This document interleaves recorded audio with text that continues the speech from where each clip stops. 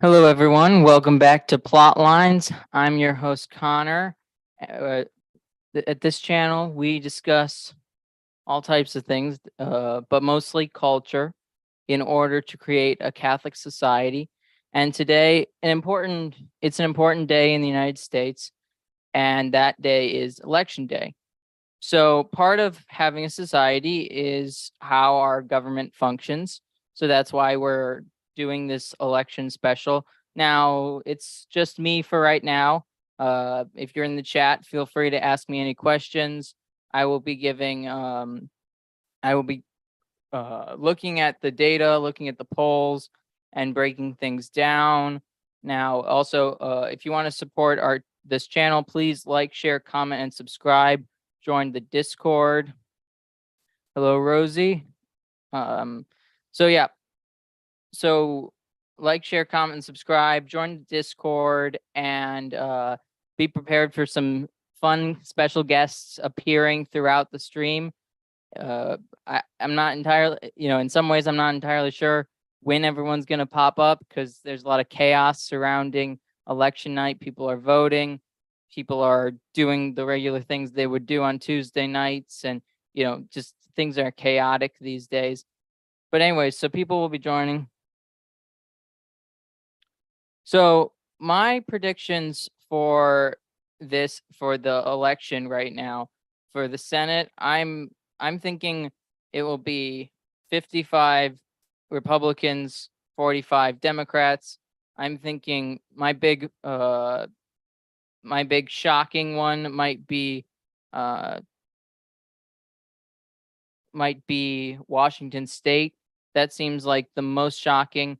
People probably wouldn't expect Washington State to go Republican. And I think that's sort of because it's the incumbent her name's Patty Murray. She's been a 6-term senator. That means she's been in office for 36 years, if I'm doing the math correctly. Correct me if I'm wrong. But that's kind of wild, and you can see why people would not like that very much.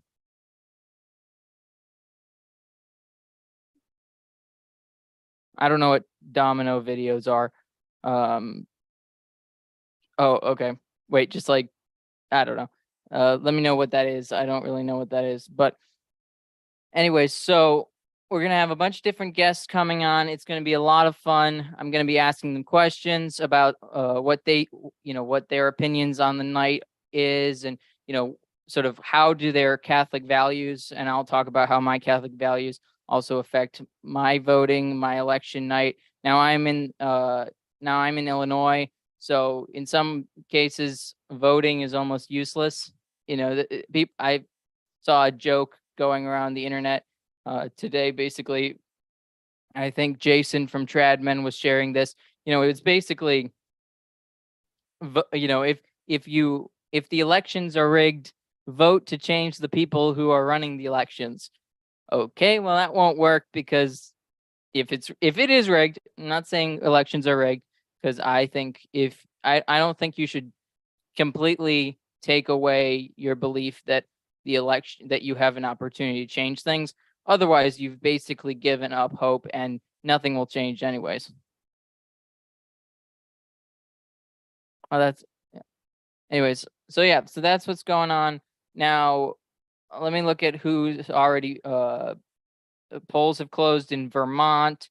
I think they've closed in Vermont, Indiana, Kentucky, South Carolina, and Georgia.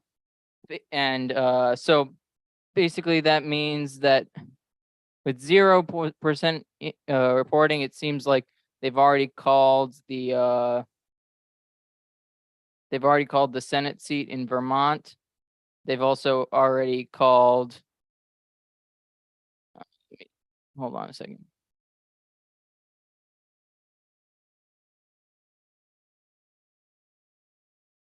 Yeah, they've called South Carolina for Tim Scott. They've called Vermont for the Democrats. And then regarding the governor's races, my thought is, oh, okay, it disappeared. My map disappeared, but basically I'm thinking it's going to go pretty heavy in Republicans' favor. I think the Illinois race is going to be pretty tight. Yep. Steve Cunningham will be on very soon. So you see that in the chat. But anyway, so I'm not overly optimistic necessarily about this election, but I'm also not one of those Debbie Downers. I think we can see a lot of change. And one of the things is, like, I don't talk about politics daily on this show for a lot of reasons, because I don't find it, and one of the main reasons is I don't find daily politics interesting. Maybe it's just kind of the sportsman in me, my desire to see, a team win or lose or whatever. Basically my desire is to see the end results, see who eventually wins. Okay, so I found my gubernatorial map, and I have it for 33 Republicans, 15 Democrats. Oh no, that's still Senate. Oh, whatever. Silly. Oh no, my map for governors. Oh yeah, oh no, I think I changed that. Never mind. So it is, 32 Republicans, 16 Democrats. That's what it is. We'll see what happens. There's not much so far.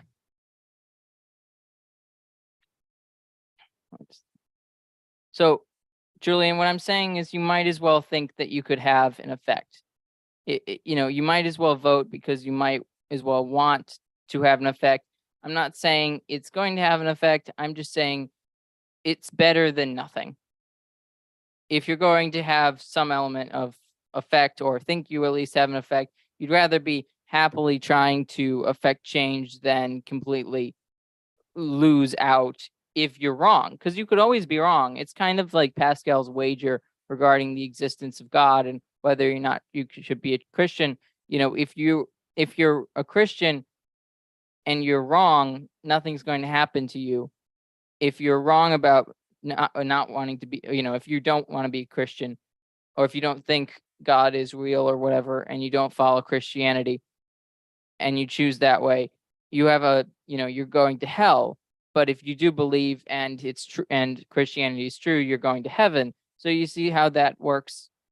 I'm not saying it won't necessarily, I'm not saying it will change anything, because your opinion isn't going to change what is true and what is false, but it might affect how you affect things, if that makes sense.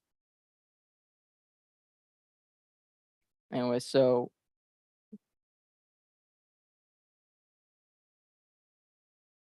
dating.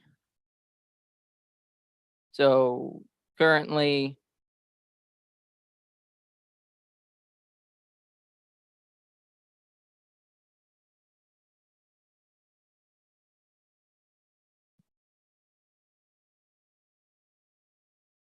it's really early, with 7% reporting from Florida, 1% reporting from Georgia, 4% reporting from from Kentucky, 5% reporting from Indiana.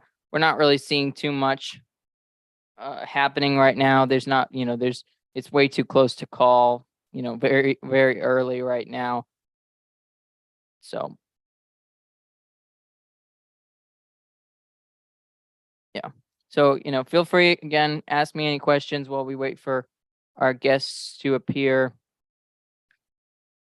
Some places are already calling Indiana, Kentucky, and South Carolina for Republicans in the Senate.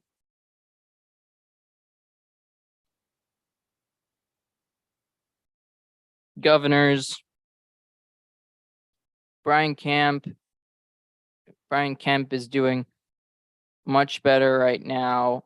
It's still early, but Brian Kemp is doing much better than Herschel Walker.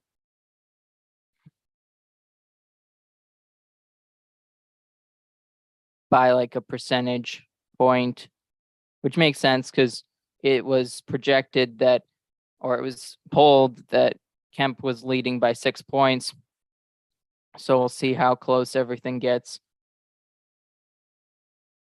So yeah, and Marco Rubio is, it's 17% reporting in from Florida, and it's very close with the Senate seat in Florida.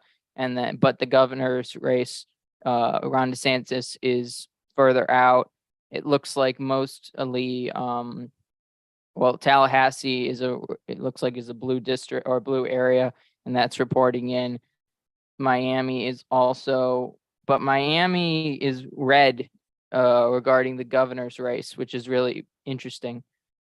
And it's the same way in the Senate race. So that's kind of bizarre. I'm pretty sure that's not supposed to happen, or, the idea I think was that it might happen, but, that's pretty surprising given the area. Miami is not usually a Republican district, a Republican area. It's a big city, so that type of thing. I think it's Miami-Dade or something like that. That's the county.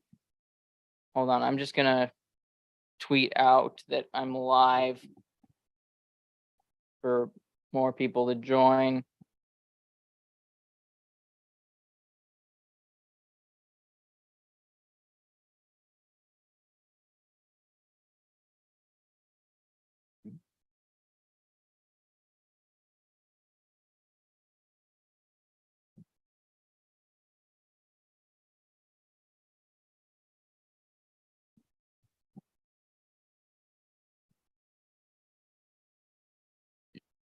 So yeah, so things haven't been. Let's check back.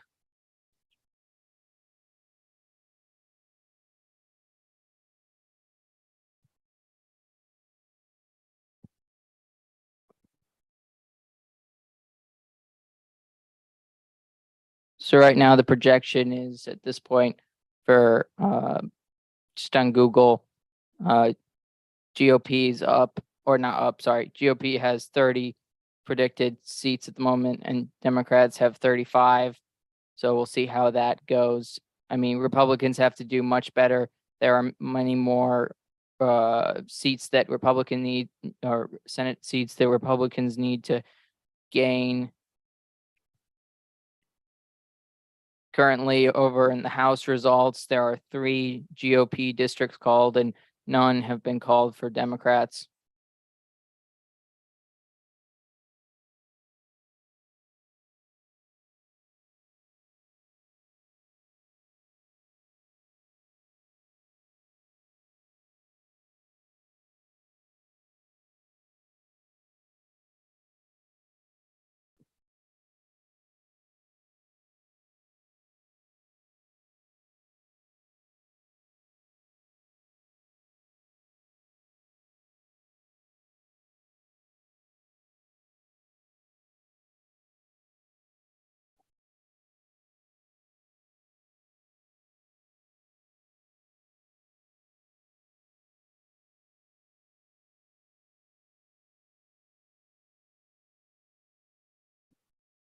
Looks like Virginia polls coming in as well.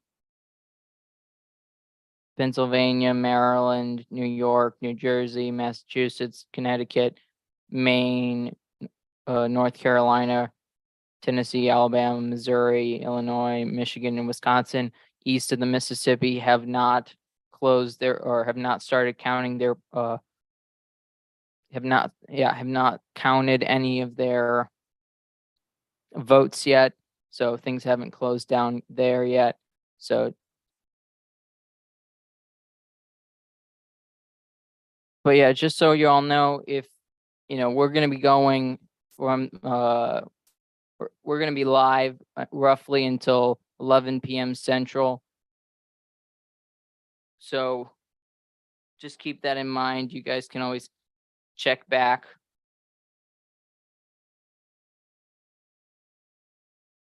There'll be many more people. We've got Eric Salmon stopping by. We have Steve Cunningham coming up soon. We got Anthony from Avoiding Babylon.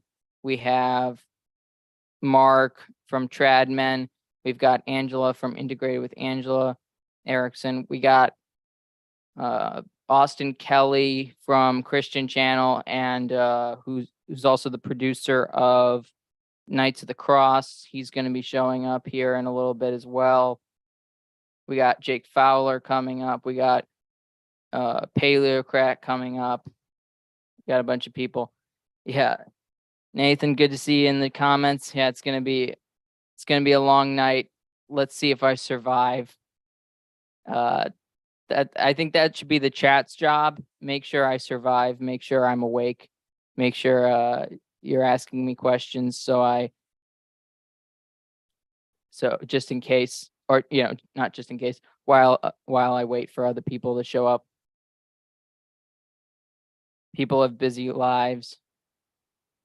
One of the things about being a YouTuber and that sort of thing, and being in YouTube communities, a lot of people just have a lot of different, have all these different important lives, they have to take care of. They're taking care of their families. They're working hard.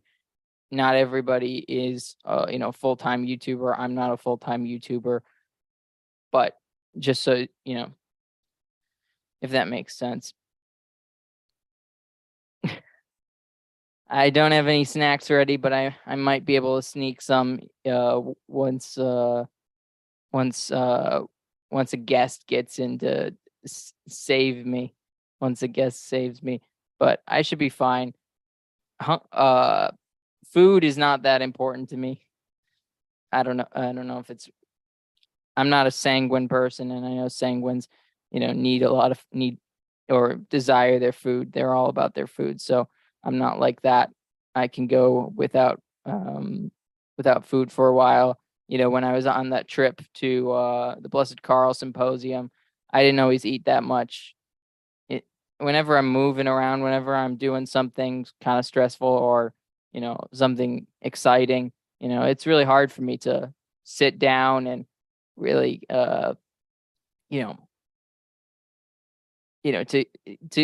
take care of myself in some ways. I sort of forget to take care of myself in that way, if that makes sense. But yeah, so how is everyone else thinking this is going to go? Does everyone else have any specific views on whether or not this is going to go well? Are you guys rooting for anyone specific these days? Who are your favorite candidates, that sort of thing? Put them in the chat so I know to look out for them in their elections. And let me know where you guys are from too in the chat, if you want to put that in the chat as well. Where's everyone from? Where's everyone listening from? So I know, do we have a lot of people outside the United States listening? Do we have a lot of people inside the United States? What states? That sort of thing. It's good to know that.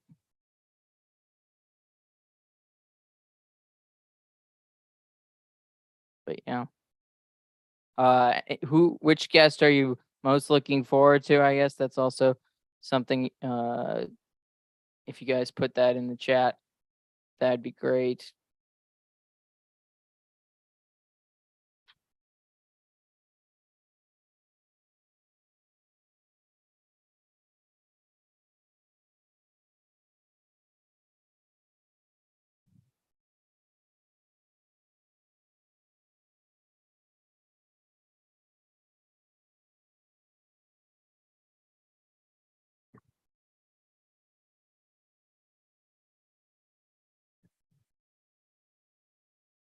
Georgia is very much heavy blue right now because Atlanta and Augusta are coming in, and it's just those are heavy blue districts, heavy blue areas.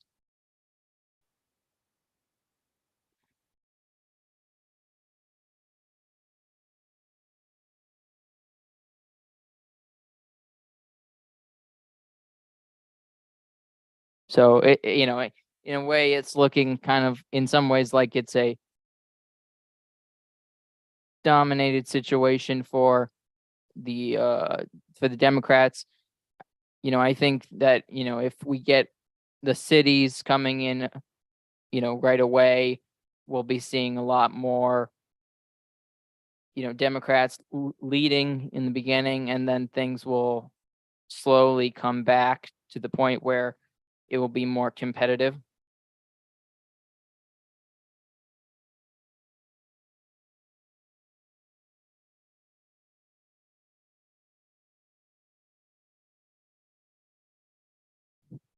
So Pennsylvania hasn't reported anything. Nothing's closed in Pennsylvania. That won't happen for another 40 minutes. My understanding is that the gap has closed immensely. Oz is leading in the polls, I believe, and then and that's sort of the general situation we're looking at. Hopeful, Fetterman really just has a hold on the fact that the governor's race is looking more blue, is looking more Democratic.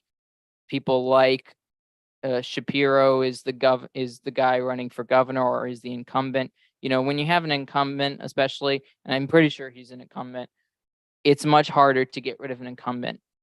And that might bring Fetterman across the finish line, though it also might also hinder Shapiro. Shapiro could be hindered by Fetterman's lack of cognitive ability, basically.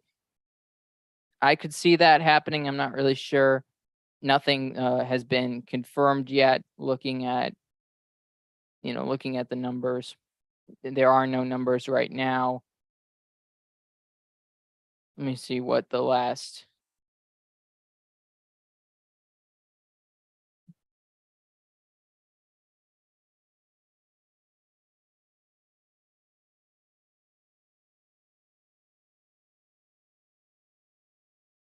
So Oz has 0.4% average over, but the three last polls had Oz up 2 to 3 points, which is, I think, in the margin of error. So it's really a toss up. But like I said, we won't know much we won't know anything until like 30 minutes from now.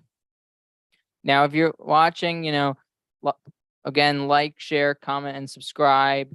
Share on Twitter and Facebook and Instagram that you're watching, that you're interested in this show, and hopefully we'll draw more viewers, especially as we get more guests involved as well.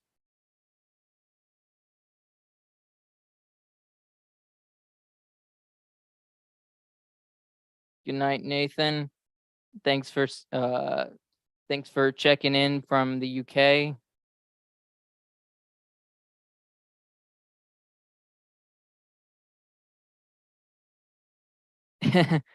Yeah, I know I've heard that there's Mac. I've heard that there's funny stuff going on in Arizona with the election machines not working. So we'll see if Kari Lake, she should easily win based on polling. I mean, given the fact that she's been dominating the polls. Let me see again what Kari Lake's polling at leading up to the election. Okay, it's 3.5. I guess that wasn't I thought she was dominating much more than that. I could be, but anyways, she's pulled away much more. Maybe it was I'm not sure what was Masters. I mean, the RCP projection is basically that Republicans get 53 Senate seats and Democrats get 47, which is a tremendous change given how many races that Republicans have to win versus how many races Democrats. Democrats are only winning 10 races in this, while 11 races, including Hawaii, and then Republicans have to win to get this, have to get 5.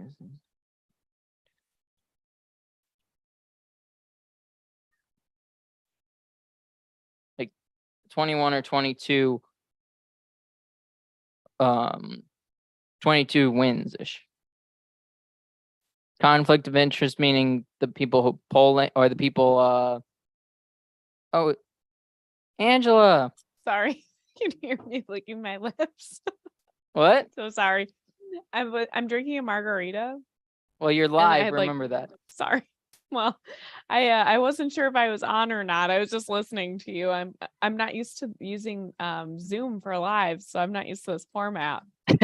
Well, welcome. You're the first Hey. guest to arrive. That's okay.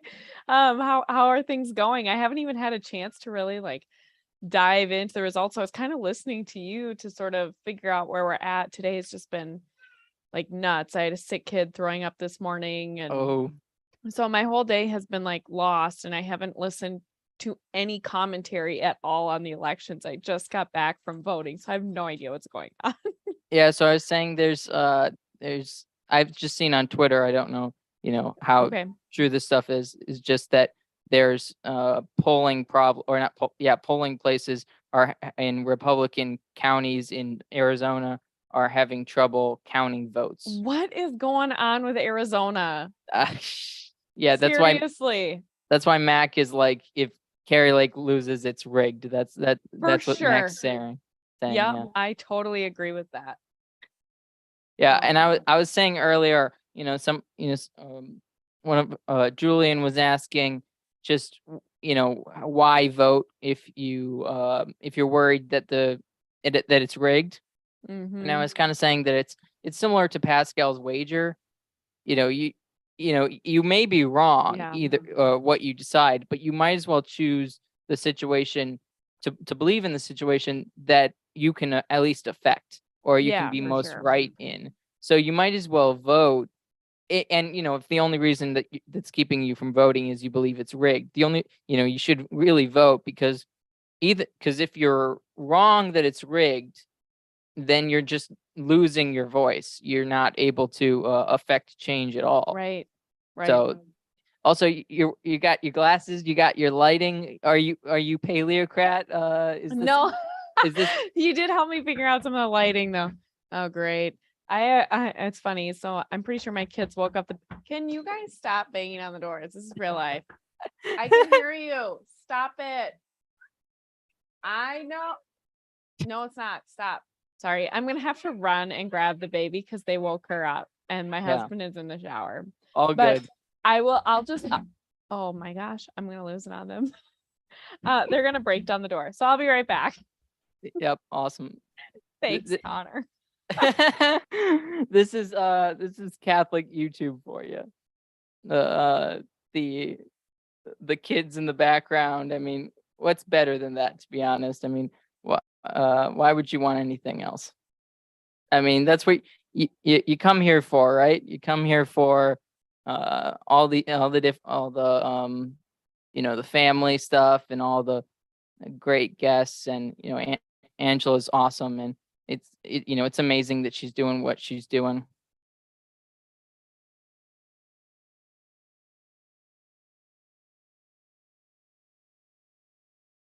Yeah, I know, Julian. I sometimes I feel the same way often regarding one person's vote, but you also have to think of one person's vote in a local election. So, if you're voting for mayor or something like that, then it becomes a little more important. If you're voting for county board stuff, you can have a greater influence. But if everyone thought that way, people just wouldn't vote, and then it would just be a really small percentage of people probably voting. And in hindsight, and maybe there's a scenario where that's better. I mean, it's funny because I wouldn't even necessarily say that I think democracy. Well, democracy is not what we have. We have a democratic elected republic. So we have a republic, and that's the purpose. I wish things were more Republican in the sense of style of government, not necessarily political party. But given that circumstances, in a Republican government, we have we're participating, but I kind of feel the same way. I mean, I favor much more of a monarchy anyways than a republic, than a democracy, because it's really because people can steal elections pretty easily. Money dictates who's going to get elected, basically. I mean, you vote, but you're what you're hearing, what things are going on in the background.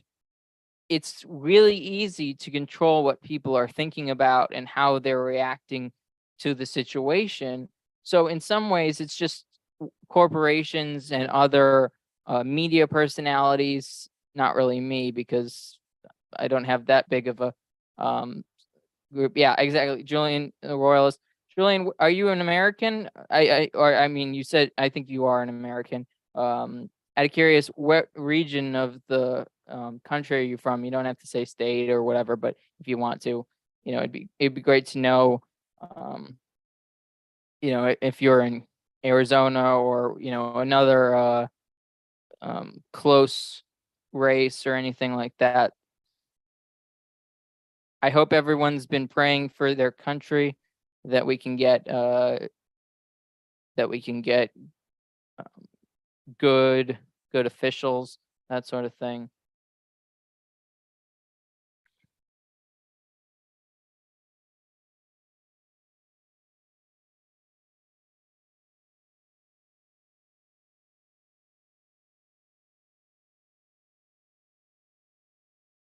Ron DeSantis is doing really well.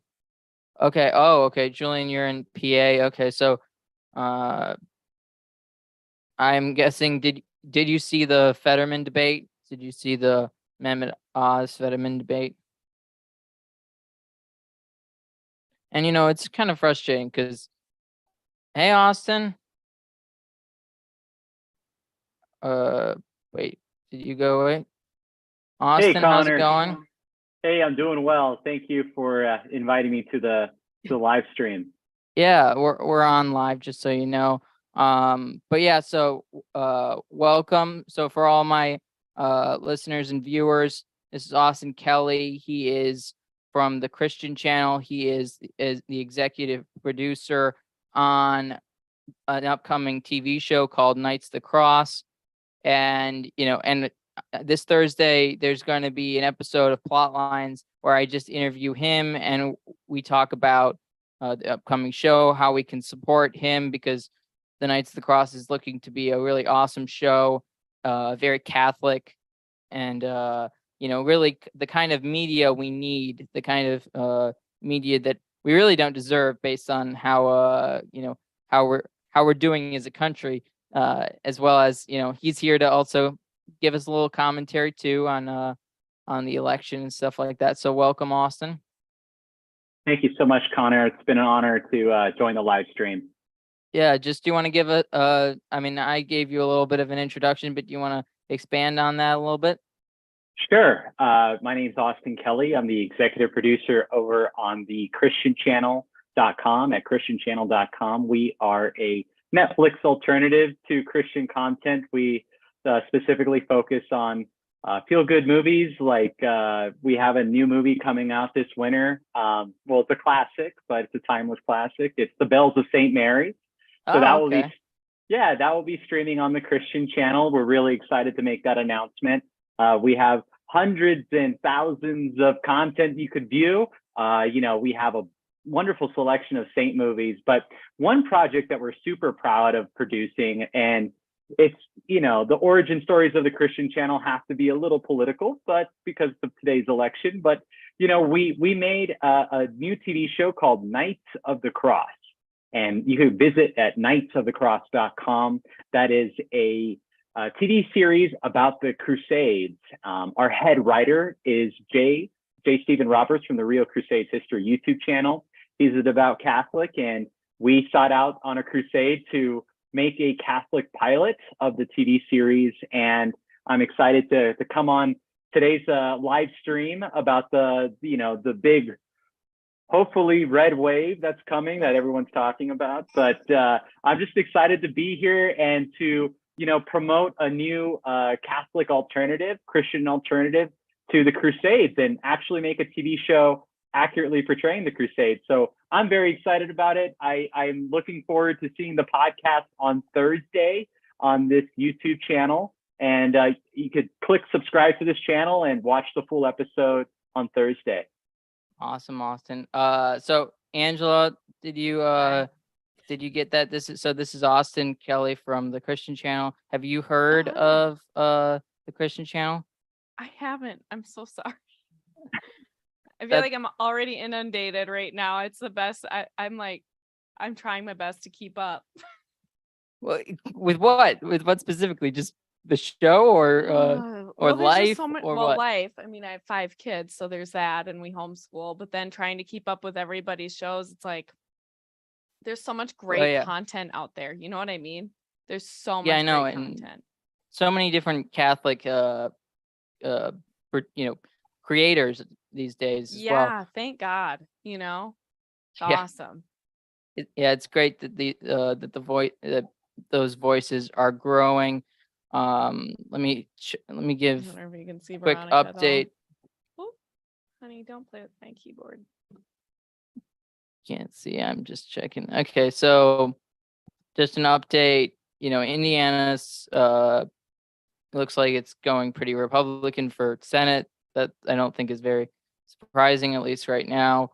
North Carolina, very early. It looks like more Democratic areas have come in so far, so it's looking more Democratic. But we'll see what happens there. A lot of it seems like a lot of the cities are coming in early, and then everyone else is coming in later. Like New Hampshire is very Democrat right now. So is Georgia, that sort of thing. Only Florida and Indiana are right now looking Republican, as well as Kentucky. Sorry, Kentucky's already been called. So Kentucky and South Carolina have already been called Senate-wise. Governor-wise, nothing's been called yet. It's kind of something similar. But Vermont, I think has very much a liberal Republican governor right now. So he is currently, dominating in Vermont. It's kind of hard. It's like I think it's easier for a liberal Republican to get elected in a lot of liberal places, because if you're a Democrat, and you're looking for somebody, and you're not looking for someone to vote for, and you're not like super progressive, you're not crazy progressive, you're going to just vote moderate. And if you're convinced that someone's moderate enough, then you'll vote for them. I think that's kind of the general. I mean, most people are moderate. That's kind of the thing. It's just where people are, depending on the state, I guess, if that makes sense. But yeah. So Angela, do you know anything? What are the expectations regarding the election in Minnesota? Sorry, I had to turn on my mic because I don't want her screaming right into the microphone. Yeah, so I think Minnesota is going to be really interesting this year because Tim Walz has done such a horrible job and handled COVID terribly. And there's this huge scandal of tons of missing money. I don't know. It's just there's all this stuff going on, but we're so blue. I think our last Republican governor was Tim Pawlenty, and he ended his last term back in 2011. And he was not, I don't feel like he was a super hardcore, kind of like what you were talking about, more of a moderate Republican. But I do think that people are so fed up. And a lot of, for example, the farmers usually out here just vote Democrat. My in-laws are farmers. They have farmed forever. They're very, like obviously it's like a totally different culture once you get outside of the Twin Cities, but they still tend to vote blue, despite really being conservative, simply because the DFL is the Democratic Farmer Labor Party, right?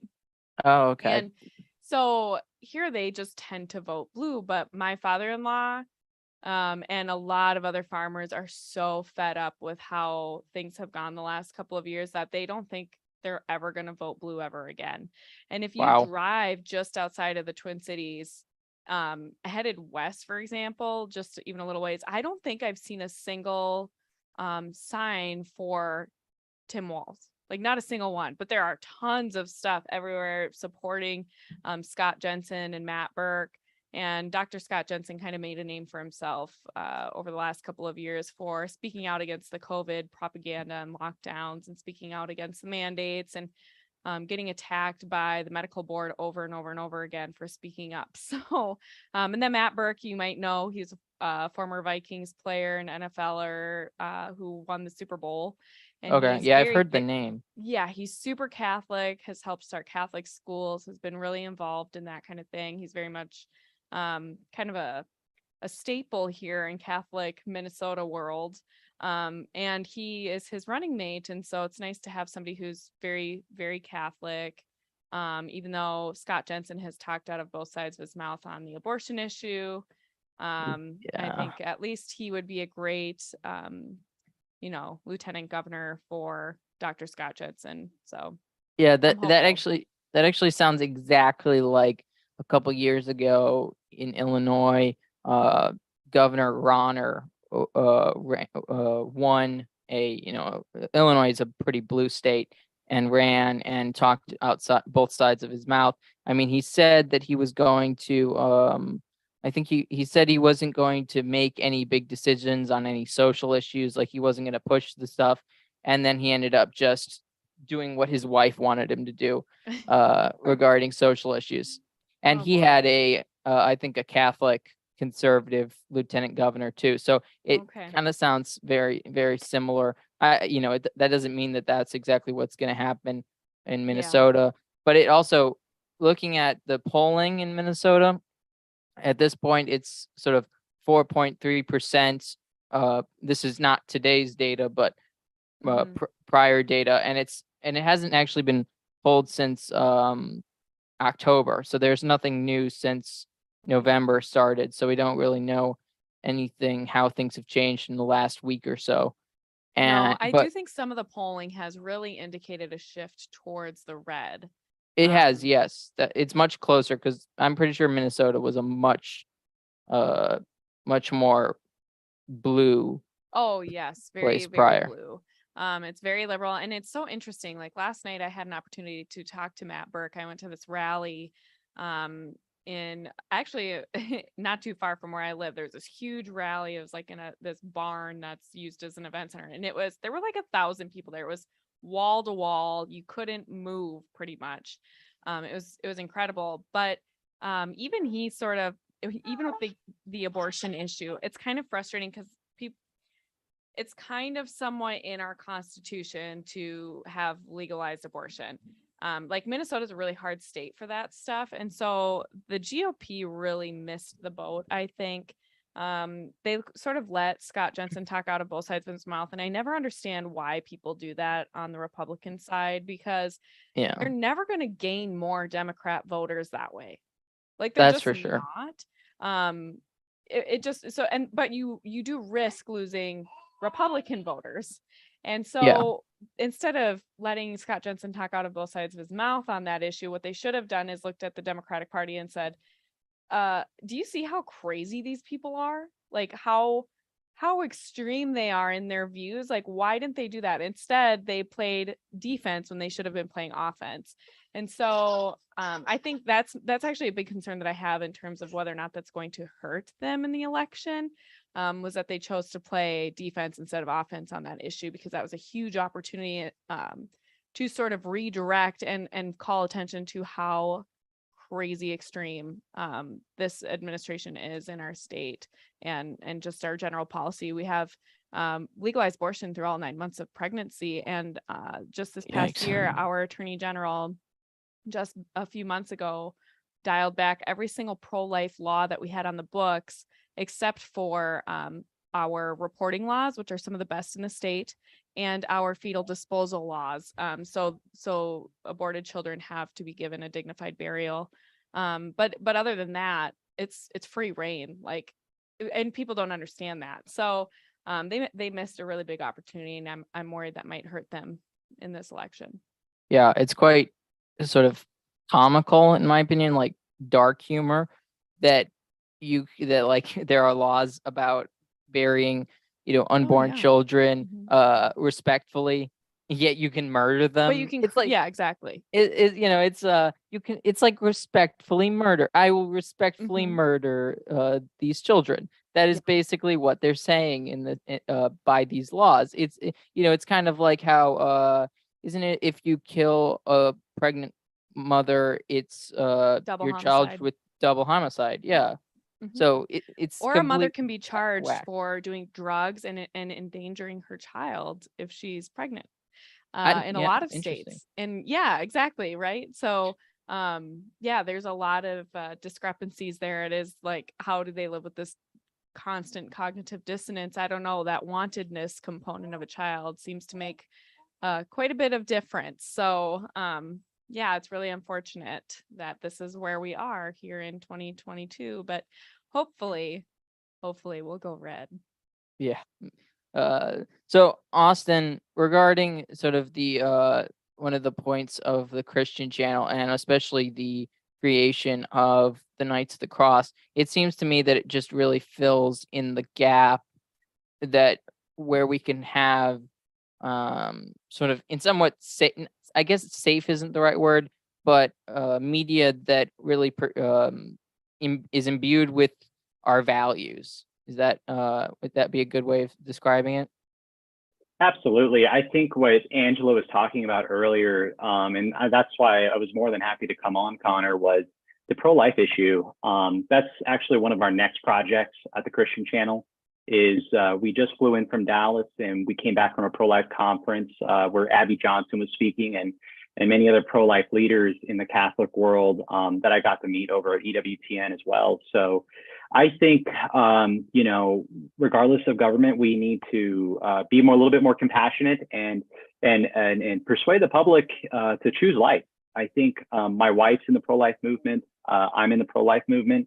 And one thing that I believe that women need is a group of supportive women. And there is that group out there. There's more pregnancy resource centers that are available. And, and I review the analytics of, abortion clinics. And it's surprising to me that, I don't want to say their name, but the biggest abortion clinic out there gets 3 million views a month on their website. So, we have a responsibility as Catholics and as Christians to share our voice. My opinion about the pro-life movement has certainly, I shared with you privately, Connor, has got me banned from Instagram. And I'm not even that famous, to be quite honest with you. I had 3,000 followers, 3,600 followers, and my Gosh, celebrity I'm not contacts. doing it right.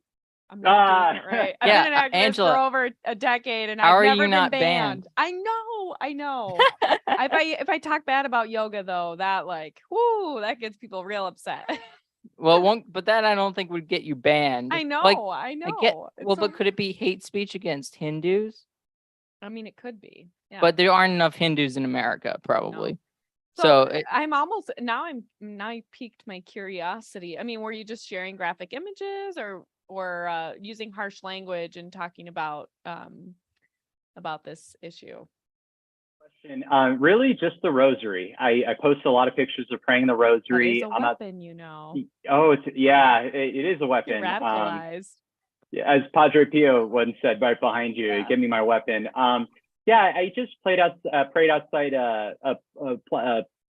abortion clinics, and had some photos and local news press here, and I live in Utah, so local news press is here. So it's that's what will get you banned. Just pray the rosary outside of an abortion clinic. That's crazy. That's all Yeah. that it took. So I'm on the board for a sidewalk counseling organization, and that's Great. wild. Are you a sidewalk advocate? I have gone out on the sidewalk before. It's just right now, and I would like to get back out. It's been a lot harder. We just had my fifth a few months ago. Wow. So yeah, I mean, before I had her, I was actually going out onto the sidewalk every Saturday morning, and we have one of the largest volume Planned Parenthoods in the country. Oh, wow. And now we're kind of a destination state because everywhere else has severely restricted abortion or made it illegal around us. And so, yeah, again, kind of the Minnesota race from my vantage is like the abortion issue, and obviously gas and lost tax dollars. I mean, there was just a huge scandal that broke about that, and it just and too, there have been so many other issues with certain communities, because we are a liberal state, that get special treatment or are completely ignored when it comes to the law. Like they get to do whatever they want. I mean, BLM was kind of this perfect example back in 2020. They literally burned down Minneapolis. There are parts of it that will never be the same. I mean, burned down, building after building after building, chaos. And it's hard to like go through there and drive through there, and nothing was done. I mean, then it turned into a we need to ban the police type of thing. It's like you're just gonna let these people run roughshod and destroy your state and your cities, and then you're not going to support your law enforcement. So anyway, it's just the last couple of years have been really bad here, unfortunately. Just so you guys know, if you're interested, you might want to join, like, join the video on YouTube so you can see the comments live if you're not watching the comments right now. I know some people have been asking questions that are, geared towards certain people, so, or either of you, so just Yeah, I'll pull that FYI. open right now. So it's interesting. I'm looking at the governor's race in New Hampshire is incredibly close right now. It's but the Senate race in New Hampshire is not close at all right now. So the Republican is losing massively right now in the New Hampshire Senate race, but in the governor race, it's like within 1%. So it's just interesting to me how these different situations go down differently. What the discrepancy is, because also like in Ohio, it's kind of the same way. In the governor's race, it is much closer than it is in the Senate race in Ohio. So it's hard to tell. I assume that it's the same districts reporting, but it'd be weird otherwise, if that was the case. But anyways, so that's sort of the circumstances right now. There's nothing huge that has been called so far. We still just have on the Senate seats, we just have Kentucky, South Carolina, and Vermont called. And but really, it's amazing to me. I like, for the longest time, Florida was a purple state, but it is becoming much more solidly red. Marco Rubio's at 55% right now of the vote, and Ron DeSantis is at 56% of the vote. So, either of you, do you have anything to that about the Florida race that you guys have any opinions on? Do you have any specifics or thoughts on it? Either of you? Go ahead. Austin, do you have anything? I don't, because Okay. I only thing I know is I love Florida, and I like the transition of becoming from purple to red. I'm just a pro-life guy. If we have a governor that's pro-life, and Sure. What Angela was saying earlier, it just seems like the Democratic Party is leaning towards, they're continuing fighting for the pro-choice movement. So as of right now, I vote for candidates, and all the candidates that I see that are doing really well that I see eye to eye with are Republican. And this is the first time I publicly said that in a forum, and I hope I don't get canceled after saying that. But I don't know. Not enough people will probably watch this. Like, maybe if this like goes viral and it's getting like millions of views, but like, I mean, you're in Utah. What would canceling even look like for you? Unless and the Christian channel is your own, your own private company, and that sort of thing. And then what's the Knights of the Cross is a crowd-funded project, right? So it seems to me that it's relatively safe, right? You would think. We actually financially we had to switch to an independent platform. Projects like Knights of the Cross and our future movie project Life After Row, those are independently financed projects with its own unique capital banking system. If we were to go on Kickstarter or any big platform, we would immediately be kicked out because it would, Catholics and Crusaders.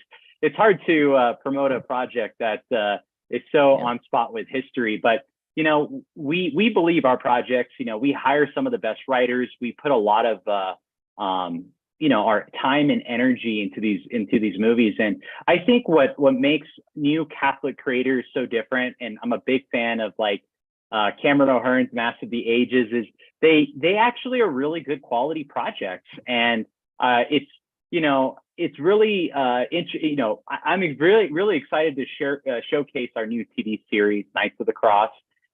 We use the latest and greatest technology like Unreal Engine, and we use the same technology as Star Wars. So we put a lot of money into it, and it's a crowdfunded project, but it's streaming for free on YouTube as well.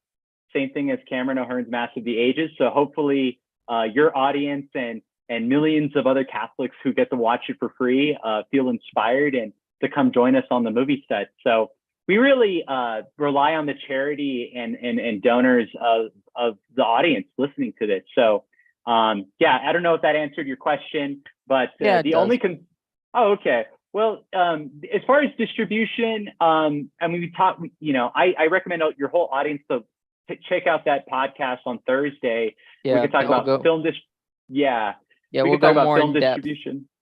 Exactly. But I think continue praying for us. Projects like our new project, our pro-life project, like Life After Row. We need a lot of prayers. A lot of our financing for that project is private, and we are very selective on who's going to finance the project because we don't want a pro-choicer coming in and we talked about it in the podcast on Thursday is financiers typically, if they have the financing, they usually have the biggest say on the project.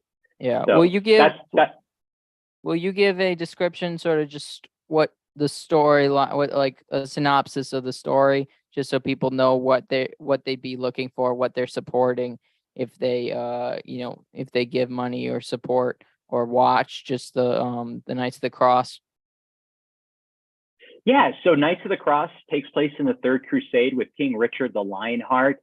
This is a very spiritual TV series. We have 3 pivotal scenes. We actually recreated Purgatory. We had a Latin Mass priest give, we CGI'd him in a big, beautiful cathedral, and we had a very beautiful Eucharist scene. And that's the difference between most, your typical Crusader shows on other big networks. We actually, one of the big scenes is the Eucharist, Purgatory, and symbolism of Genesis. From dust we came, from dust we shall go back. So it's a very exciting show. It's a pivotal show about our faith. Faith is very imperfect. Some days we're really faithful, other days we're really low. So, like today's a midterm election. All we can do as Catholics is pray that we have, pro-life leaders in our government and to really fight for life. I think we need politicians and political leaders to help fight for life. And that's what we're supporting on the show, is the fight for our faith. That was the reason why we started the show 2 years ago, was to fight for our faith. Angela kind of touched on that. I talked a little bit about a story about the burning of a San Gabriel mission was the inspiration, was the driver for us to make really great Catholic content, because what was happening in California in 2020, where I'm from Los Angeles, not from Utah, is, they started tearing down Junipero Serra statues. They started burning down the missions. And I was working for a celebrity as on the level of Kim Kardashian. And I just had enough is enough. I said, God, how can I use my talents to serve you? And by the grace of God, we've been here for 2 years, and we have a really beautiful show coming out in November 18th for free on YouTube. It's a crowdfunded show. very similar to The Chosen, and we really hope that your audience and to tell you a personal story, I had a Latin Mass priest pull me aside this past Sunday, and he asked me, "What are the rad trads going to think online about your new TV show?" And I said, "Father, it could go either way. They're either going to really hate it or they're going to really love it. We don't know." So I'm kind of looking forward to the response to all the trads out there. But I don't claim to be a trad. I just attend Latin Mass and go to adoration every other week. And yeah, I'm a newbie trad. So hopefully A I'm glad welcome in the club. trad, as Yeah. Dr. Scott Hahn would say. Yeah, glad trad. Glad trad. Okay, I'm gonna leave the podcast Okay. because I am at my wife's coming home and we are going to adoration. So on that high note, Awesome. Well, thank you so much, Angela, and thank you so much, Connor. It's been a real blessing to meet you, Angela, and Yeah. I'm really glad to be on the podcast, Connor. yeah, awesome. Just say some prayers for us, and pray for the country, and that will be Nice to great. meet you. And Thank you thanks so for much. coming on. I'm excited for our show to be released. But your show comes out November 18th, right? November 18th on the Real Crusades History Channel, which has 200,000 subscribers. But Knights of the Cross, it should pop up first on YouTube. Awesome. Okay. Thank you for coming on. God bless. All right. Thank you, everyone. God bless. Bye-bye. So, Angela, what do you think about that? What do you think of more entertainment, more Catholic entertainment coming Oh our man, way? I am all for it. I just think it's actually why I've tried to interview quite a few like artists of different kinds on my own podcast, because I think Catholics understand beauty so well, and for some reason there's just been this dearth of good Catholic content and like artistry for such a long time. And so, you see people like Chris Lewis from Beartooth Catholic and some of these other people who are really taking art and making it beautiful again, and modern still, but beautiful. And I just think the Catholic understanding of beauty is so rich that it's about time that we really reclaim this sphere. You get really talented people like Austin there, or Cameron O'Hearn, and some of these other people. It's like, please use your gifts to build up the church and stop wasting it on worldly things. We could use your help here, okay? Yeah. So I love Yeah. it. I'm excited. Yeah. Do you know who J. Stephen Roberts is? No, I don't. So he was interviewed by Brian Holdsworth a while back. So he runs basically the most popular Crusades channel on YouTube. I think it's like more popular than any other Catholic YouTube YouTube channel. So it's I should know about it. well, no, I mean it's probably it's probably a more masculine or young masculine sort of audience, I'm guessing. So so like us or not us, but some other people aren't always in that realm. So it takes sort of us to spread the news about such a show, because they're going to have their audience that follows sure. this channel, but you got to get out to other different audiences so other people learn about it, because not everyone spends time listening to 30 minutes or an hour stories about history. That's just not, Which I actually would love that. I do love history. In fact, for a while there, I was doing I was doing a podcast series with my friend Daria Little that I just interviewed recently about her conversion from Islam to Catholicism. And we started off at the early church, and I was reading a lot of the early church history. I love it. I've always really enjoyed history. I used to prefer more of the, I don't know, European history or ancient Western civilization, that kind of thing. And mythology, I always have really liked that. But I think, as you have less time to devote resources and energy towards things, it's like something's just got to go. And so for now, a lot of that stuff has really kind of gone by the wayside. Do you think your husband will like the show? He maybe would. I don't know. Like, I feel like history is not as important to him. I What don't know. about I like mean, I should say that, but like, what about like action? Because I mean, it's not just oh history. It's yeah. you know, Yeah, I mean, he does like action. He it's likes, action. yeah. Is it like, so yeah, I mean, it's like a produced like movie quality type Yeah, thing. Oh, he would really enjoy that, and he would also enjoy watching me watch it because I get too invested. I can't, I'm like dodging hits and stuff every time I watch an action movie. Like I'm really there. So gotcha. Okay, yeah. I'm a bit I feel like much. I feel like that might be more entertaining than watching a He thinks action it's film. hilarious. Watching you watch an action film. Can that be it? I can't handle it. Can you and Darren do an episode where you're watching a action film and he's just commenting on it? Oh my gosh. Because That was that would be so funny. I think that'd be Oh, hilarious. I seriously, I can't handle it. It's like my heart rate gets pumping and it's like I don't know what it is. I don't know if it's because I just loved reading so much of it as a child so I can really immerse myself in a story. It doesn't even have to be that great, but I'm like there. I am in it. I would be a horrible method actor because I don't think I'd ever come out of it ever. Okay. Yeah, I understand. But that's really interesting. Yeah, no, so it's just I mean, it's only gonna be like it's a 30-minute first episode and they're crowdfunding the next 2 episodes. Oh, So awesome. and they're gonna tell 3 different stories from the Crusades over like the course of probably a few years.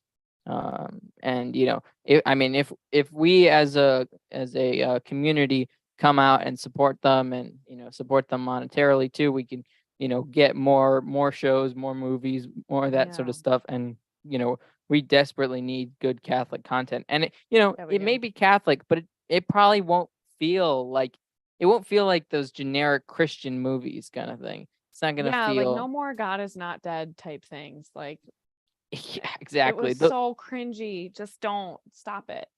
Yeah, Don't I do never it. actually watched those movies. I've just seen clips and heard people Oh, talk about it, and it's just a mess. But yeah. yeah, Haley's in the chat. She loves your lighting. Oh, Uh, thank you. uh, but yeah, so crazy, sad news. Not crazy, not shocking at all. But they've already called Illinois, both the Senate and the governor for the Democrats, and they haven't even reported any. There hasn't been any counted votes. Oh, of course not. We're just gonna So make assumptions. I don't know how one does that. 0% reporting in. You win. Like what? That seems Yeah. And we're not gonna have any any idea really here in Minnesota. I mean, the polls are open until 8 here. I don't know about elsewhere, but oh wow. it's pretty late here. So I always feel like every 2 years when we're waiting with bated breath for the results, it's always pretty late. Wasn't the last time Minnesota voted for like a Republican on a state level, at least like president was like was maybe the 60s or something or 80s, sorry, 80s. I think that was the last time. I mean, I wouldn't be surprised. I think Reagan was the last president. Yeah, probably yeah, I wouldn't be surprised at all. But I will say 2020 was unusual. I mean, we had counties flip to red that like never have been red. So I think it could be really interesting. I'm like I hate hearing this term. You hear it all the time during election season, but I'm cautiously optimistic. But I'm not so optimistic that my hopes will be dashed if we don't win because that's just how this rolls. I mean, Minnesota has just been blue for so long. I almost don't want to get my hopes up because it just hurts too much. Yeah. This is hilarious. Haley says that YouTube is correcting my video. Like it's giving a link to like election information and stuff like that. Oh my goodness, that is hilarious. But you know what's even funnier? It's sending you to where I'm looking for election information. So I am just telling you exactly what it says where it's suggesting you go to. That's funny. So it's just utterly dumb. Everything's stupid. Like, okay, you can These tell me technocrats are stupid. Like, it's just Go away. it's so dumb. I'm literally telling them the information that they want to send people to. Well, So maybe they're just acknowledging that it really is misinformation. I guess, yeah. The self-own. Okay, so we've started to get Pennsylvania stuff. It's literally just we're getting Pittsburgh. That's it. So so we're basically just getting Democrats in Pennsylvania. So that's what we're getting in Pennsylvania. They've already called Oklahoma, and also there aren't any nothing's come in from Yeah. Oklahoma yet either. Or no, that's the Senate seat. Okay, I have Yeah, to admit, but they I'm haven't super called the excited that, governor. and not surprised at all that Rand is coming out ahead in Kentucky. I love Rand Paul. Oh yeah, he's great. No, I'm not surprised. I mean, he's Not just surprised at a all. He's just the genuinely boss. likable Mhm. candidate. I Well, mean, and he really is fierce. He keeps people on their toes. I mean, we need more people like him. I think he's sincere. He comes off as sincere, and he asks the hard questions, and he's direct. I Yeah. feel like, you're around politicians enough, you kind of know when they're being slimy. Like, even some politicians that I like around here locally and beyond, it's like, I mean, thank you, you've done some great work, but like their demeanor is definitely that of somebody who's been in politics for maybe a little bit too long. Yeah, I mean, sometimes I can't tell if someone's slimy or just really bad at communication. Is that Well, I think if you're going to be in politics, except unless you're Fetterman, you have to be, or Biden, you have to be great at communication. let's just say unless you're a Democrat, really. Yeah, maybe. I mean, so many of them are terrible at communications, That but could be. they still get elected. Obama was the only like They good know one the at right key communication. phrases.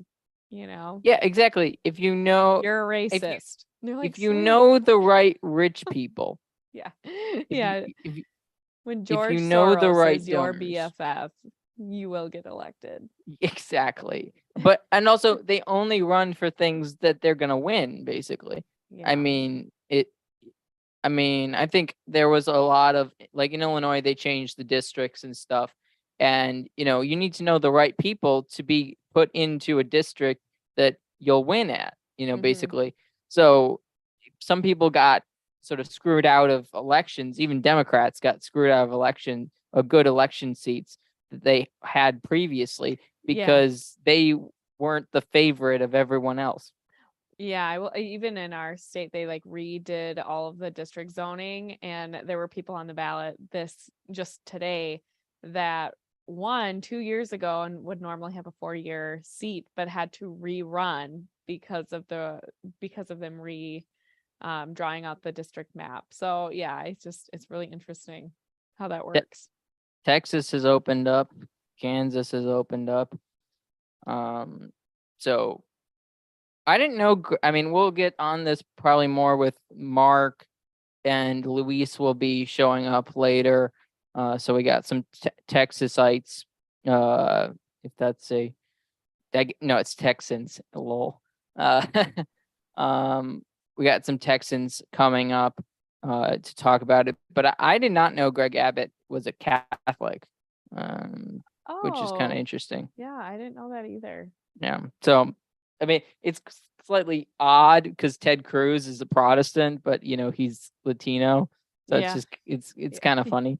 A Hispanic Protestant and a Abbott sounds very like English, Yes. So the English guy is Catholic, but the Hispanic is Protestant. I just find that amusing. Yeah, I'm looking at Georgia. I'm kind of surprised, or not surprised, but I think that race, obviously, there in Georgia is really important. And I'm kind of surprised at how much Warnock is ahead, but hopefully that changes. But it looks like, I think it's still early. It's only 30% reporting. Yeah, but I mean, Atlanta's kind of filled in quite a bit, and then around the Savannah area, kind of like all the big areas have come in pretty strongly Democrat still. Well, but actually that's good because that means all the other areas will be Republican most likely. Hopefully, So that there's some means good checkering in there too, but well, yeah. but those districts might end up, like those like blue ones that are sort of outside of the cities Mhm. or, not necessarily close to the cities probably will turn red over the course of time. Yeah, I hope so. Because That yeah, that's there are probably, I quite a mean, few of them that are blue. that's probably what's going to happen.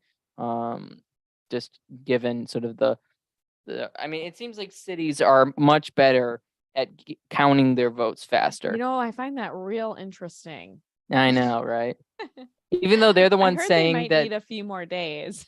yeah, oh yeah, well, it's right. It's weird. They're fast, but they also say they need more days, right? Mm-hmm. That's there's got to be some. That's quite strange in my opinion. Um, I don't know. Nothing's off the table anymore. yeah. So, Oh. Angela, do you since Roe has been overturned, Mhm. have abortion policies in sort of democratic states gotten just much more extreme? Oh yeah, in some states, yes. And then of course in others you see a lot of restriction. I think there was a report coming out that since the Dobbs decision came out, there's estimated like 10,000 children that have been saved from pro-life laws being enacted. And so yeah, I don't know. I think you do see this polarization. I mean, California is of course very extreme, and some of these other states I know under Ralph Northam in Virginia. Now he's no longer there, thank goodness. But I mean, he really was that whole area and the rest of the East Coast is really quite blue and very Yeah. extreme. New York, there are more African American babies aborted than are born alive. And that has just continued on that trend, getting more extreme out on those coasts. So yeah, I mean, you always look at the coasts. The kind of Minnesota and Illinois are like these weird liberal states that exist in the middle of the upper Midwest. And then most of the country is red, but then you get on the coasts, and the coasts are really, really extreme with their abortion laws. So yeah, I mean, and it's hard to tell. Like in California, they have virtually no reporting laws. So you don't actually have an idea of how many babies are dying over there. They estimate. Whereas like other states, they have to report at least some of that information. So sometimes it's kind of hard to tell. But yeah, there's no doubt that places like New York and California, your very typical Democrat states, have really leaned hard into the abortion for any reason up to 9 months of pregnancy and beyond, even in some cases. So yeah, it's really disappointing. Yeah. Haley, you mentioned gerrymandering is a huge problem. It really is. My state or in my district, there's basically a tiny portion or a tiny part of the land that connects our district from the rest of the district. And, our like our demographics are so wildly different than the most of the people that are in our district. So it's just, the commonalities. I mean, districts should be people that hold common values theoretically or common beliefs systems in some degree, because you should live near each other, and then you sort of living near people, you tend to grow to think more like them. But when districts are broken up so weirdly, you basically lose that. Mm-hmm. Yeah. Yeah, Uh, definitely. so Yeah, I'm just okay. scrolling through here again. Also, on MSNBC, there's a video of a like the panel gasping when they see Miami-Dade County is voting Republican. Oh, funny. So it's people are melting down, that sort of thing. Yeah, the GOP, I mean, they're at 35, it's 35 to 38 with the Dems ahead just by 3 right now for the Senate race. So we'll see who gets to 51 first. Yeah. It's just so weird that we don't count the votes in Illinois. Apparently, we just call I'm just looking at this. It's like Ah. literally like Yeah, well, I no- mean, it looks like it almost. I mean, it looks like a landslide, 62.6% to 36. But yeah, you're right, because the vote count, you're only looking at, you know, not even 83,000 votes for the Democratic 3%. side. Like, yeah, there's nothing there. 3% are in, and it's and it's Yeah. not. And comparatively to some other ones, also it's weird that like in Alabama, there's one. Chicago is coming in red. What? Was that- Yeah, that's Yes. weird. So the map on here says that Chicago came in red. Yeah, and it's I have questions. that that doesn't make Do you any see sense. that? Yeah, You see I that? do. And the Yeah. suburbs are the only blue part, and it's like the What? west. It's They like had to call it in like case the northwest suburbs. they're working some things in the background, maybe. Yeah, Crap, I guess. Chicago came in red. We gotta shut this down. Yeah. Oh my! And That's it's funny. Like I crazy. said, it's this is the. I'm looking at Google, and I imagine you're looking at Google too. Is that what Mhm. you're looking at? Oh yeah. Yeah. So like that's what they're suggesting us go look at from Yeah. YouTube. That's funny. So I'm looking at YouTube. I'm looking at where you're sending me, and it doesn't We're make any watching you. sense. We're watching you, Google. Springfield is like the only. Springfield makes Yeah. sense at least. Yeah. That's blue. That makes sense. But, But Chicago yeah. doesn't make any sense. No, it should be red. If Or you mean blue? well, should be no, but if they were gonna call Illinois as being like Oh. done, there's no way that you would have Chicago be red and like a couple other counties, and then somehow the whole state goes blue. There's Yeah, just no Cook way. County. Cook County is red right now. It's so bizarre. All right, take note of this, you guys. We'll see how this plays out. Yeah, we'll see if Stay up until 1 a.m. and see what happens. did he already. I hope the. Let me check. I hope he hasn't like conceded or anything. You mean cat? It's a woman, I believe, right? The governor. I'm talking about the governor, not the senator. Not the Senate. Because Oh, the governor looking at that. was the one that was more likely to win, I think. Well, who is doing better? Is it the governor, or is it about the same? I'm not sure. I'm looking at. Okay, so Here we go. the governor, it's 35%. Senator, Darren it's 36. Bailey. Okay, so yeah, and even this is opposite. It was polling originally that the senator was going to do the Republican senator, the Republican running for senator was going to lose worse than the Republican running for governor. But here it's the opposite. The Republican governor is doing worse. So that's kind of strange to me on a different level. Yeah, it should be interesting because you look at the Senate race, and the Democrats are doing a little bit better, and you look at the governor race, and the GOP is doing a little bit better. That's kind of interesting. Mine's saying the opposite. So the governor races, we have more Republicans ahead. Oh, And then what do you on the mean ahead? Senate, like you have more Republican governors. than Oh, you yes, do for sorry. that race. I thought you were talking about Illinois. Oh, Or are no, you? no, I'm talking about in general. Oh, okay. Yeah, No, I for the was whole sorry. I was country. confused. I thought we were talking. No, that's fine. Okay. Yeah, this is super interesting. And then for the U.S. House, the GOP is ahead quite a bit. That one's So gonna far, be they've gained 2 seats, so that's good. that's gonna be a landslide. It is. I'm so excited. Yeah. I mean, one of the things. I mean, I like election day really because it feels like you're on a team and you're Connor. It's election month. Oh, fine, Angela. Fine. If you say so. Oh, I mean, don't say so. I'm pretty sure the Constitution says otherwise. Who cares about that old thing? That's a good That's point. just a rag. Yeah, no one does. No one does. For okay, so Ohio is back. So the governor race in Ohio is going red, which is nice. I mean, it's an Not incumbent, so surprising, it's but good, holding. yeah.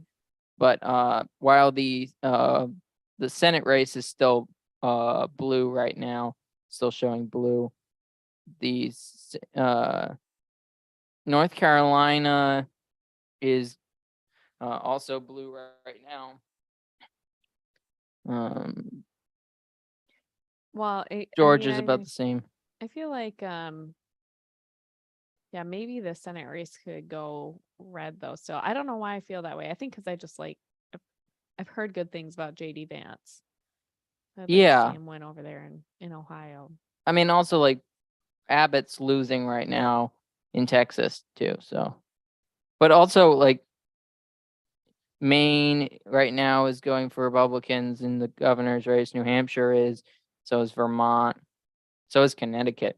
But these are all very early. These are like 1% in. So not really sure where that's going to go. I'm excited for when Minnesota pops up, but Oh, me too. It's gonna be a while though.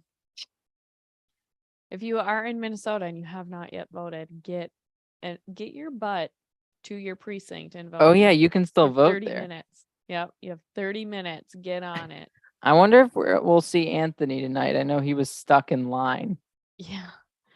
Yeah, it was so interesting. I went in. So I live in a very small town in terms of population. We kind of live off of the interstate a little bit, so it seems bigger than it is, and we have like the largest outlet mall in the entire state. So that that brings a lot of people. But I walked in there and it's very much a small town country vibe. There are lots of Catholics here.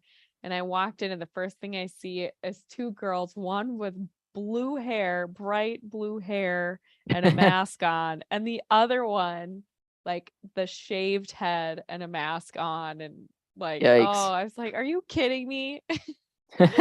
We're supposed to be kind of not in that environment. I was like, gee, I wonder who you're voting for. Oh. Yeah. Apparently, Republicans are monitoring the tabulation in Maricopa County in Arizona. So that's, I don't know if that's, correct, but that's just what some people are saying. So I actually just got a message here and it says that this is a prayer that Father Ripperger is asking everyone to pray until the election is called. Maybe we should just stop for a moment and pray it. Would you be okay with Sure. that? If you, just you lead us. I don't Sure. have it, so. Yeah, that's fine. I'll lead us in prayer. Okay. In nomine Patris, et Patris Filii, et et Filii et Spiritus Spiritus Sancti. Sancti. Amen. Amen. In his name and by the power of his cross and blood, I ask Jesus to bind any evil spirits, forces, and powers of the earth, air, fire, or water, of the netherworld, and the satanic forces of nature. By the power of the Holy Spirit and by his authority, I ask Jesus Christ to break any curses, hexes, or spells and send them back to where they came from.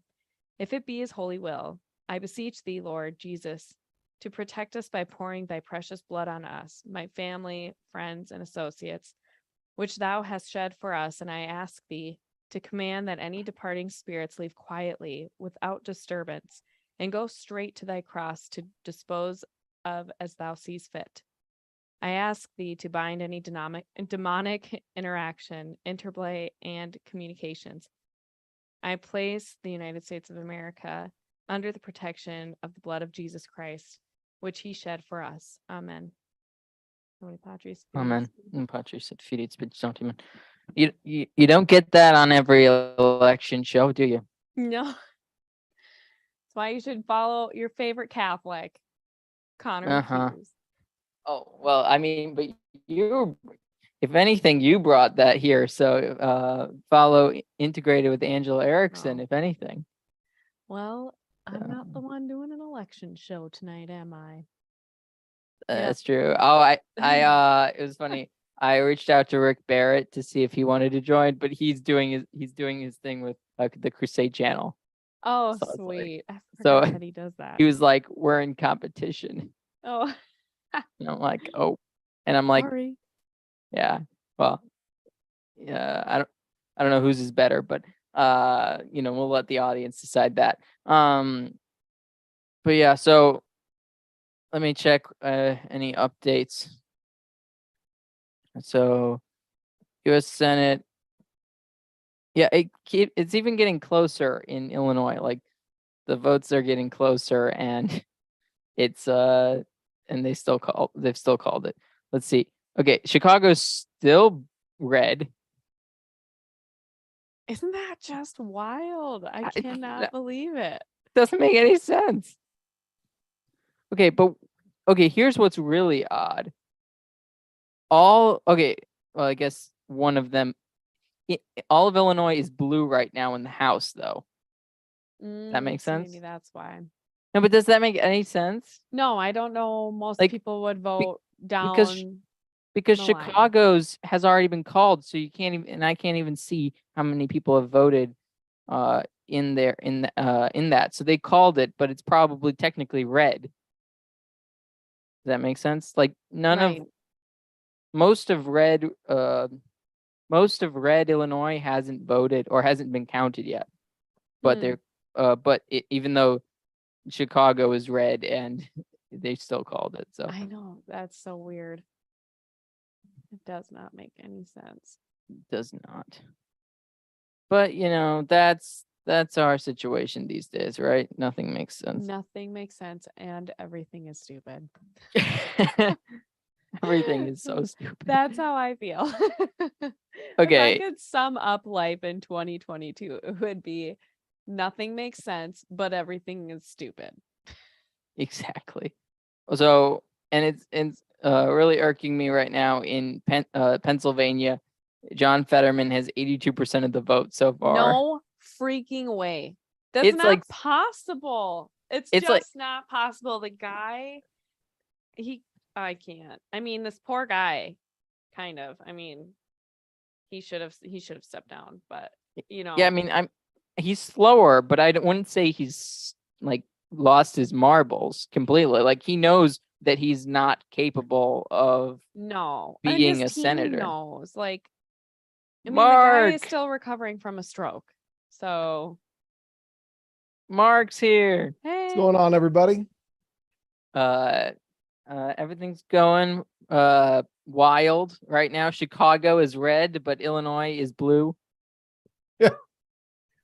Chicago is red, but Illinois is blue. For the Senate race, I think, right? And for the governor's race. Well, that's the thing about Chicago is they figured this all out months ago, Yeah. and they've got a machine that fixes all the votes before they come in. But I was reading the Daily Mail, and the exit polls that they're doing are showing two things: that the number one thing people cared about was inflation, and the number two thing people cared about was abortion, which probably means that they're more in the pro-abort camp than not. I mean, I could be wrong about that, but I get the sense that Americans care about two things. I want the right to kill my children, and I'm really salty that I can't afford to do it right now.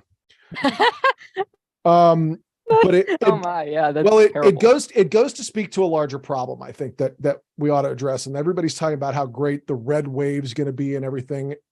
A, I don't know if that's going to happen. And B, even if it does, it's not good that it happened, because people only care about money.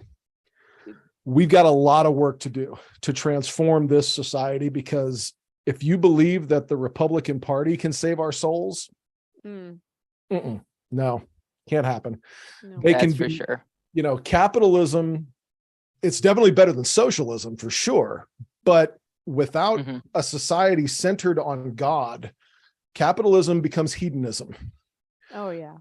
And I think if you could describe the United States of America in one word, we are a hedonist society, if I've ever seen one. So we've got work to do. We've got to transform this culture. And the only one who can do it, the only one that's ever done it, is Jesus Christ. And I just hope that we can be instruments in that call to conversion. Yeah. So, I mean, this is why we love having Mark on, because he puts us in our place. I'm putting myself in my own place, man. It's the attorney in him. Well, no, he tells us how He's gonna tell everyone exactly how things are going to be, whether you like it or not. How we've all screwed up. I don't think we've all screwed up. I'll say this, but even even the hope is minimum. Well, here's the thing: hope in what? That's where I draw. That's where I get my distinctions. Because a lot of people hope in things that they shouldn't be hoping in. But the only hope we have, and I do believe that Christ will. I mean, Christ is going to conquer. They killed him in the worst way to die you can imagine, and 3 days later he was back again. So I have hope in Christ. Do you think he came back like Steven Tyler? Going, I'm back. No. No, I don't think so. Also, Mark, what I mean is I'm saying I agree with you. I'm saying you're rightfully telling us. You're correcting my false sense of excitement. I'm just excited because I get an excitement if watching the media meltdown and stuff. I want to see that. I enjoy that. I shamelessly enjoy that. But we have to be reminded that really our politicians are terrible on all sides in a lot of ways. They're not very good at. The Republicans are toothless. The Democrats are evil, and basically, even when the Republicans are in charge, they end up doing more things like Democrats, because the Democrats, given the fact that they're evil, they know how to get things done, even when they're not in power. And Republicans just wanted to get elected anyways. They don't really, do stuff, them accomplish good things.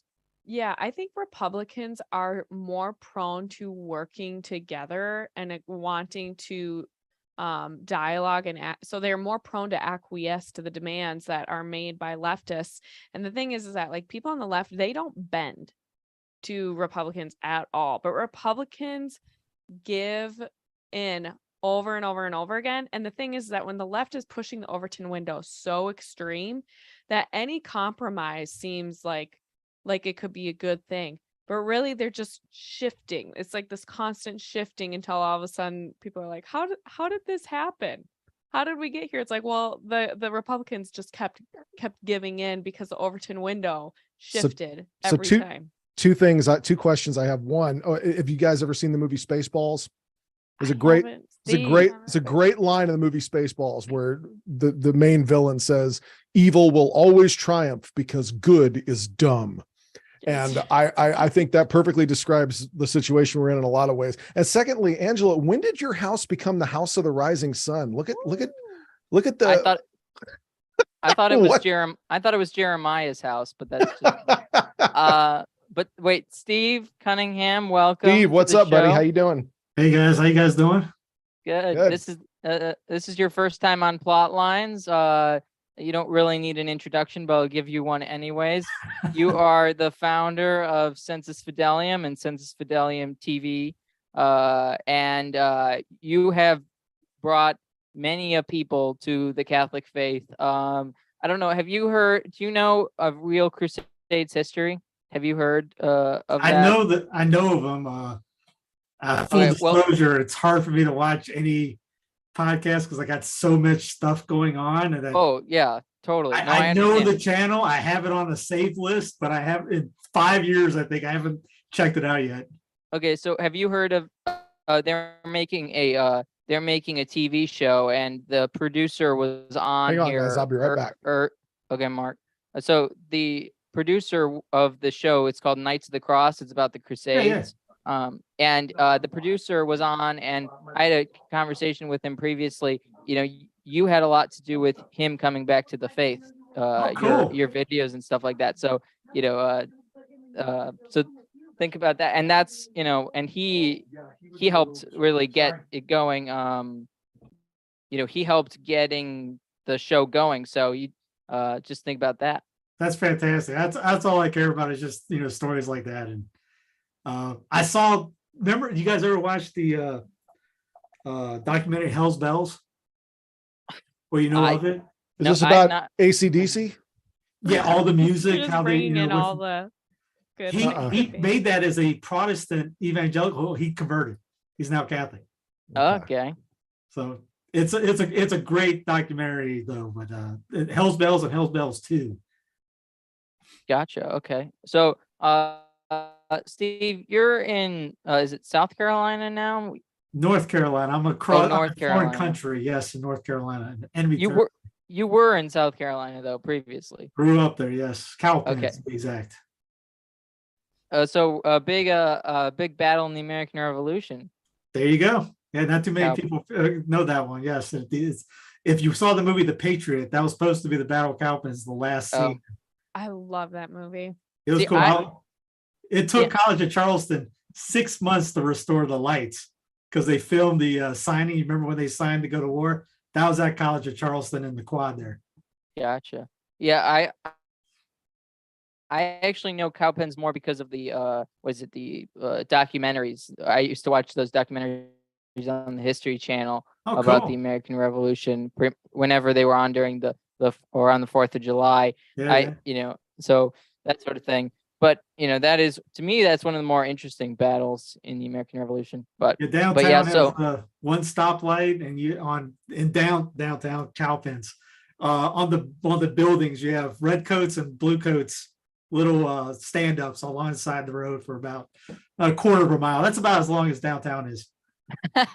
Okay, gotcha. So being in North Carolina, I know you've had probably a few good controversial tweets just about politics, and I think you'll fit in well with Mark's negativity, which is great. But you're not expecting much from Republicans if they do get elected. Am I right?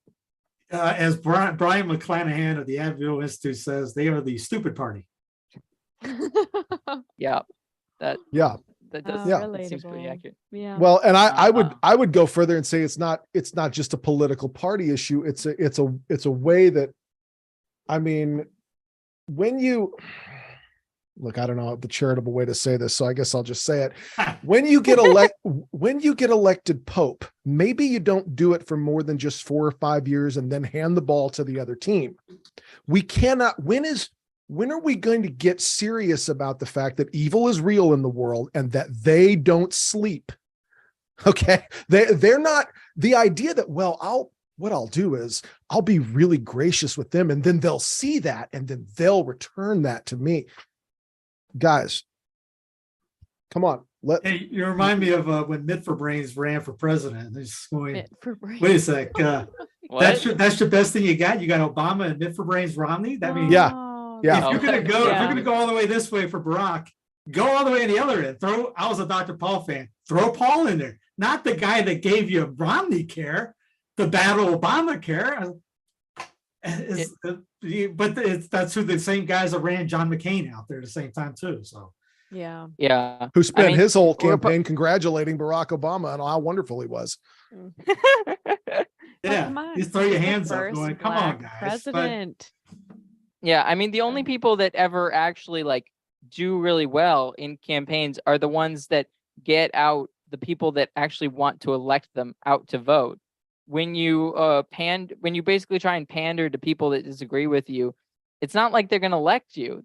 They already have decided that they're not going to elect you. And like Mark's saying, it's basically you asking evil to be kind to you.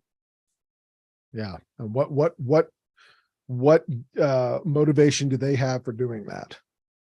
I will say I was very proud of our Supreme Court justices for standing up for a truth, even though it might play badly for Republicans politically in the midterms. In the Dobbs decision, I believe Justice Alito told the truth and damned the consequences, and right on, because we follow our messianic Lord, our Davidic King told the truth at the cost of the cross. Cross is a horrible way to die. I can't stress that enough. And all he had to do, he didn't even have to tell a lie. All he had to do was just stop talking. Just stop talking and you avoid the cross. And our Lord said, nope, I choose the cross. It's more important to tell the truth. I'll choose the cross and make it and give me your worst. Yeah. Yeah. And what does that say to us? Republicans, well, to me, it says our holy day of obligation was today in the state religion. Like, So what do you Indeed. guys think about the debate that I've been seeing ensuing over Twitter about whether or not it is moral to vote? Because I've seen like Ryan Grant and Ryan others likes, argue that it's actually immoral to vote in our electoral system, but like then the catechism teaches us that we have a moral duty to vote. So like, what do you guys make of that situation? I'd love to hear your thoughts on that. it's I know what he's talking about, but he's going too simplistic on that now. For like the federal stuff, everyone and their brother should know it's pretty much rigged, stolen. There hasn't been a fair election since never. I mean, even McClanahan had a video today talking about the first elections of the union and where they used rum to get people to come out and vote, and how people would come in and vote 10 different times because they would go in with disguises because you had no ID, and they'd vote over and over and over. Oh, I'm coming back in. I'll come back in an hour later. I'll do this. Oh, there's rum. Okay, we'll give rum out for people that come and vote for me. So it's never been a fair election in that sense. And then if you come in voting for other people's money, then you're basically going in, hey, I'm voting to steal for my neighbor. Well, that was like Biden's whole thing about Social Security benefits increasing. That was hilarious, by the way.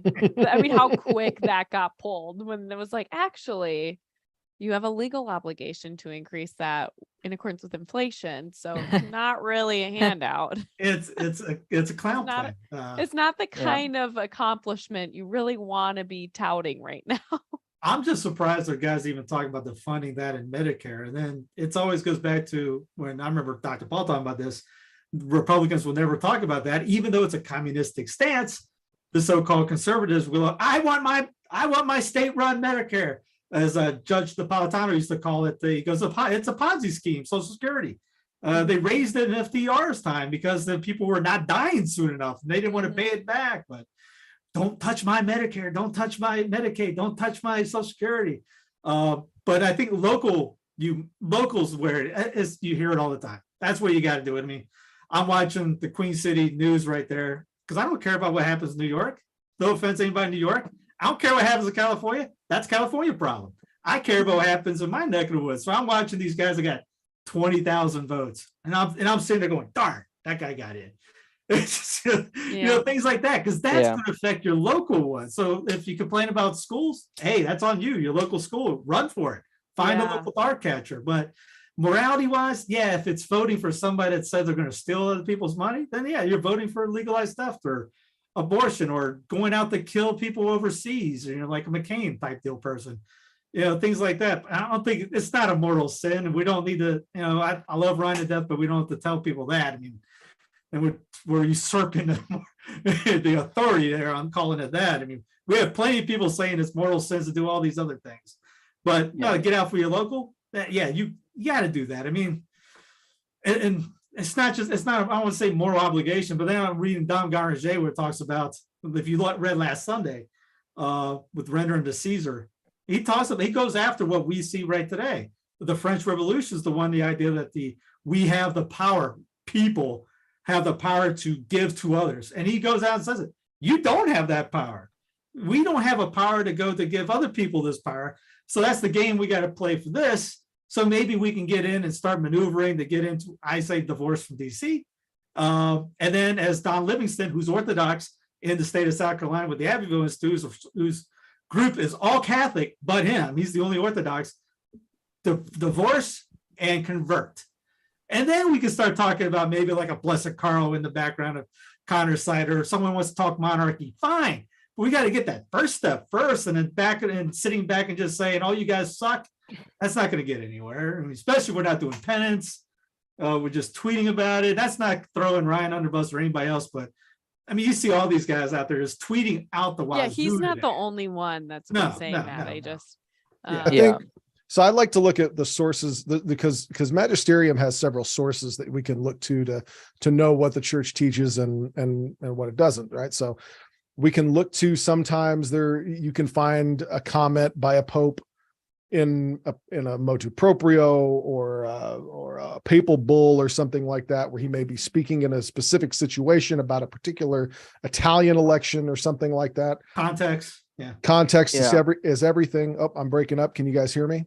You're getting you. Okay, well, So, but I go They're back. hacking our stream, but It's we hear Russia. you. It's Russian. I go back to Yeah, the it to is the Russian catechism. interference. It looks exactly like interference. And I know people say that the catechism is compromised. Let's hope not, because I really feel like if the official catechism of the Catholic Church teaches error, all is lost.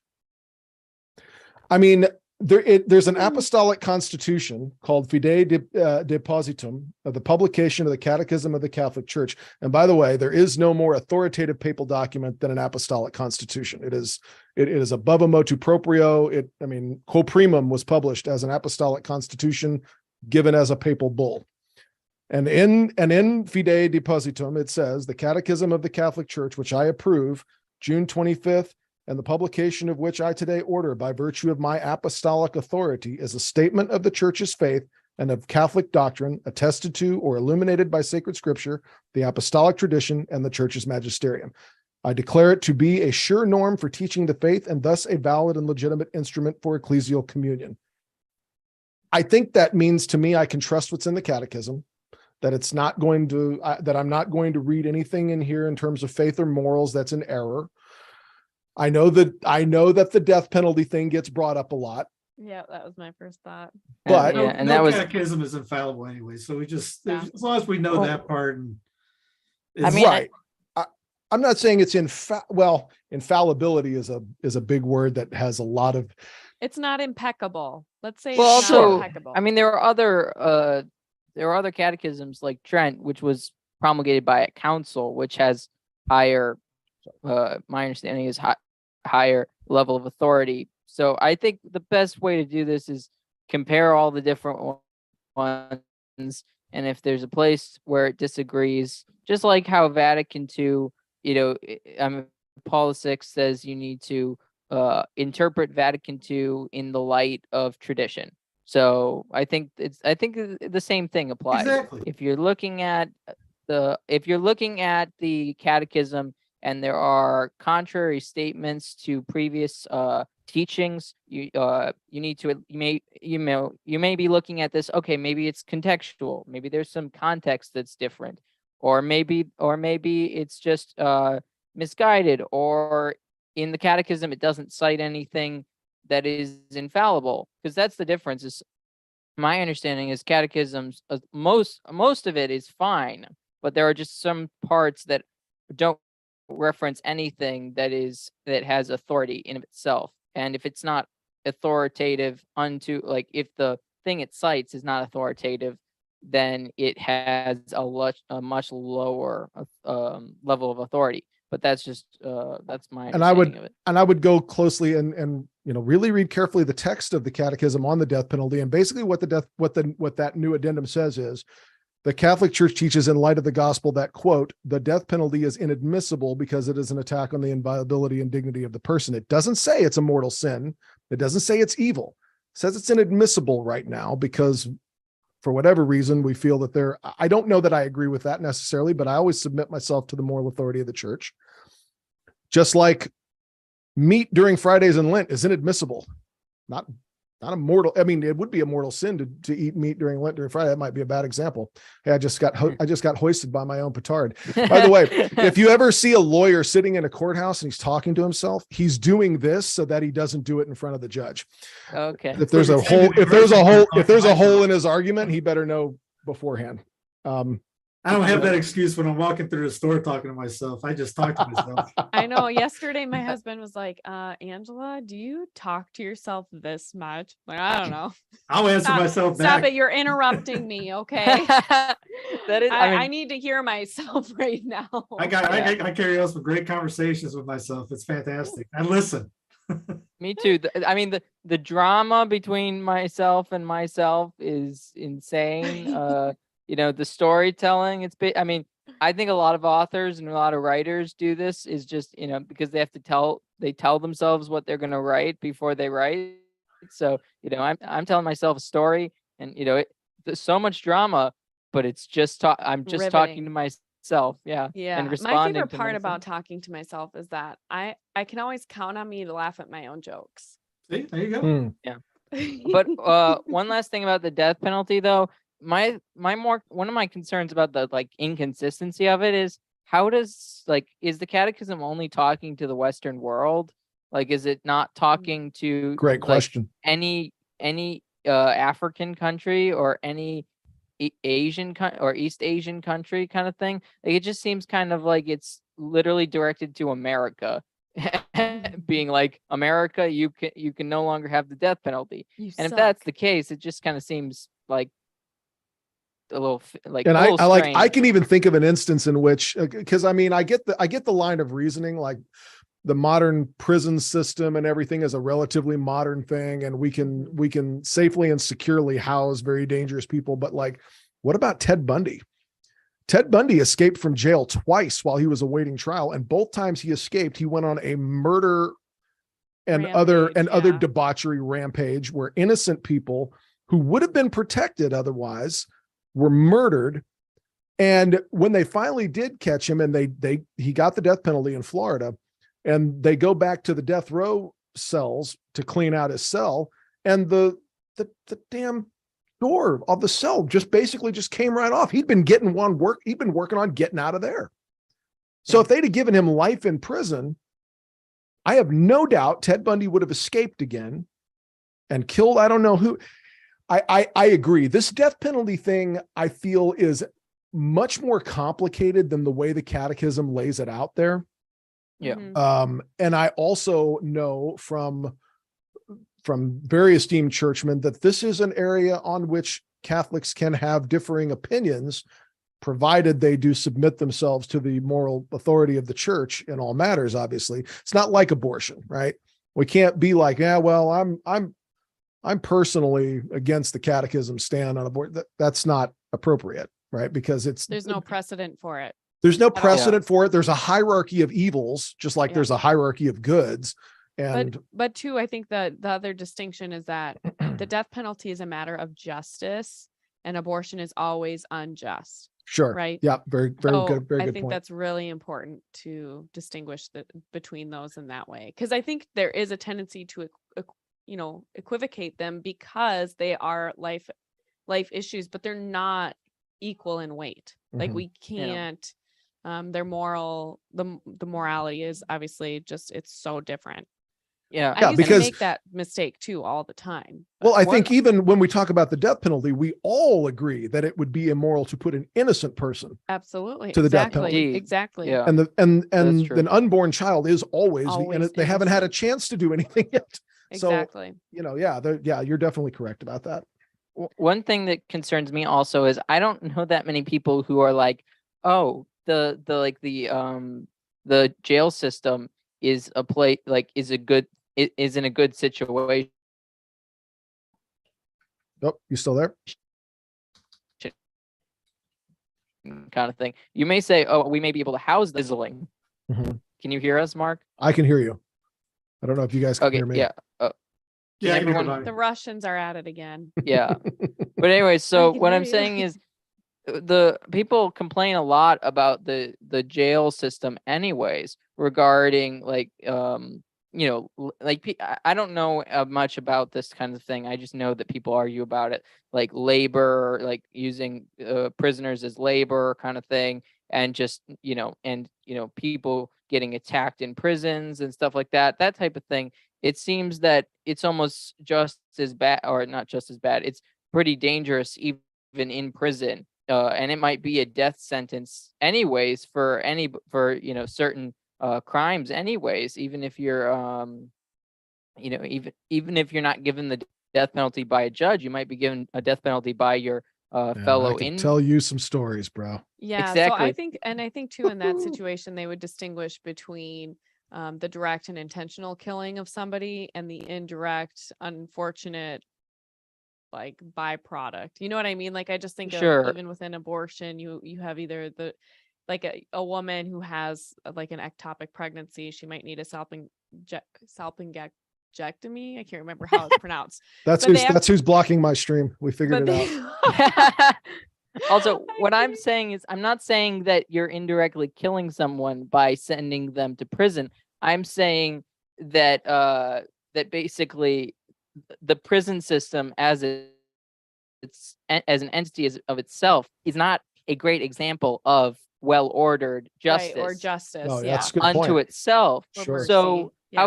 how can you say in the catechism, okay, based on the prison systems, we can now say that the death penalty is inadmissible if the prisons are just as just as much in need of reform, as much Right. as maybe, the death penalty might need reform in the sense that, maybe innocents get executed, that type of thing.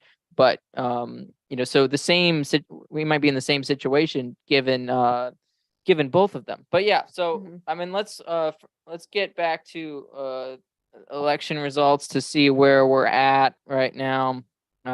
Since we got Mark on, let's look at Texas. Abbott is up 52%. So not too shocking there. Oklahoma's close. Kansas is close. Well, actually, no, Kansas is not. The Democrats winning by 57% or winning 57%. So that's kind of crazy in the governor's election. Just so you guys know, Chicago was red. Now it's finally blue again, and the places that were blue went red. So that's Illinois for you. I'm gonna actually jump off here and help my Okay. husband put the kids to bed. But Okay. it was fun to come on tonight and hang out with you for Yeah. Also, hour or if you can come back, you can also come back if you want. But if you can't, don't worry about it. Alright. Angela, it's great having you on. Yeah. Everyone check out Integrated with Angela Erickson. Will you be on the Main Catholic this week or Yeah, next I think I week? should be on Thursday. And Okay, I'll Thursday. probably join next Thursday as well for the game show on Avoiding Oh. Babylon. But for sure I'll be on this week for the meeting of Catholic for trivia. So Oh, I'll see okay. you guys then. What about for your own show? Yeah, so my own show is, we kind of did our intro last week, and then next Tuesday we'll be starting The Ascent. And Haley and I, those of you who are familiar with Haley, the mega moderator, she's on every channel of any importance, it seems like. And she and I are doing the show called The Ascent, and we will be kind of discussing controversial topics within Catholicism. We tend to hold different views on a lot of things, so we're going to talk about it. And we're starting with the liturgy next By the week. way, I appreciate the shout out from the first episode.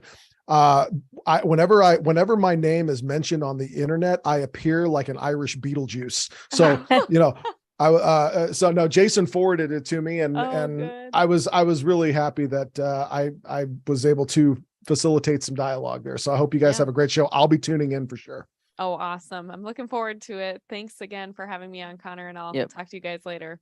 Thanks, Angela. God bless. Take care. Bless. So yeah, Angela will be on the game show on Meaning of Catholic. Mark, are you going to be on as well? I'll be on as well. Yeah. Yeah. Yeah. Might be. I probably won't be, unfortunately, this week, but I'm usually on the game show, whether it's on Avoiding Babylon or Meaning of Catholic. So that's so you think the faith, just if anybody is listening and doesn't know about that. But yeah, so I feel like so Ryan Grant is tweeting about just, he said, have you chosen your oppressor yet today? I do think there's just a substantial amount of people who are just tired or feel disappointed about democracy. Do you think that's pretty consistent, Steve? It was an article that came out just the other day saying that after 2024, nobody's going to be voting anymore. And it was basically a breakup after that, which I'm all for. I think I put a tweet out, anything to break this thing up, finally do it. There's too many people that are nationalists that think, oh, wait, we got to vote harder for DC. And, again, it goes back to thinking locally. Hey, you want to vote local? Great, do it. It's these guys that put their prayer mats to DC and say, oh, they're all, we used to say there are Obamas and Hale Bidens at the time, but it's a little different now. But there's some guys that, because it's the sexy thing. It's the same ones that put out the sexy tweets for the clicks. You're not, if anybody thinks that rearranging the deck chair in DC, rearranging the deck chair in the Titanic is going to do a single thing, you're past the hookah pipe because it's something good. It's kind of like that George Carlin line. If it's one party, y'all ain't in it. And That's it's it. all you see what's going on in Brazil. And if voting was legal, if voting did anything, they'd make it up, they'd make it illegal. And if you vote wrong, just like you see in DC sometimes, they're going to keep doing it. They're going to keep doing it until they get the right vote. Hey, we got it now. No, you focus on local because why? They live in your neighborhood. It was Charles Carrollton had a story. If you get the book, I forget the name of it.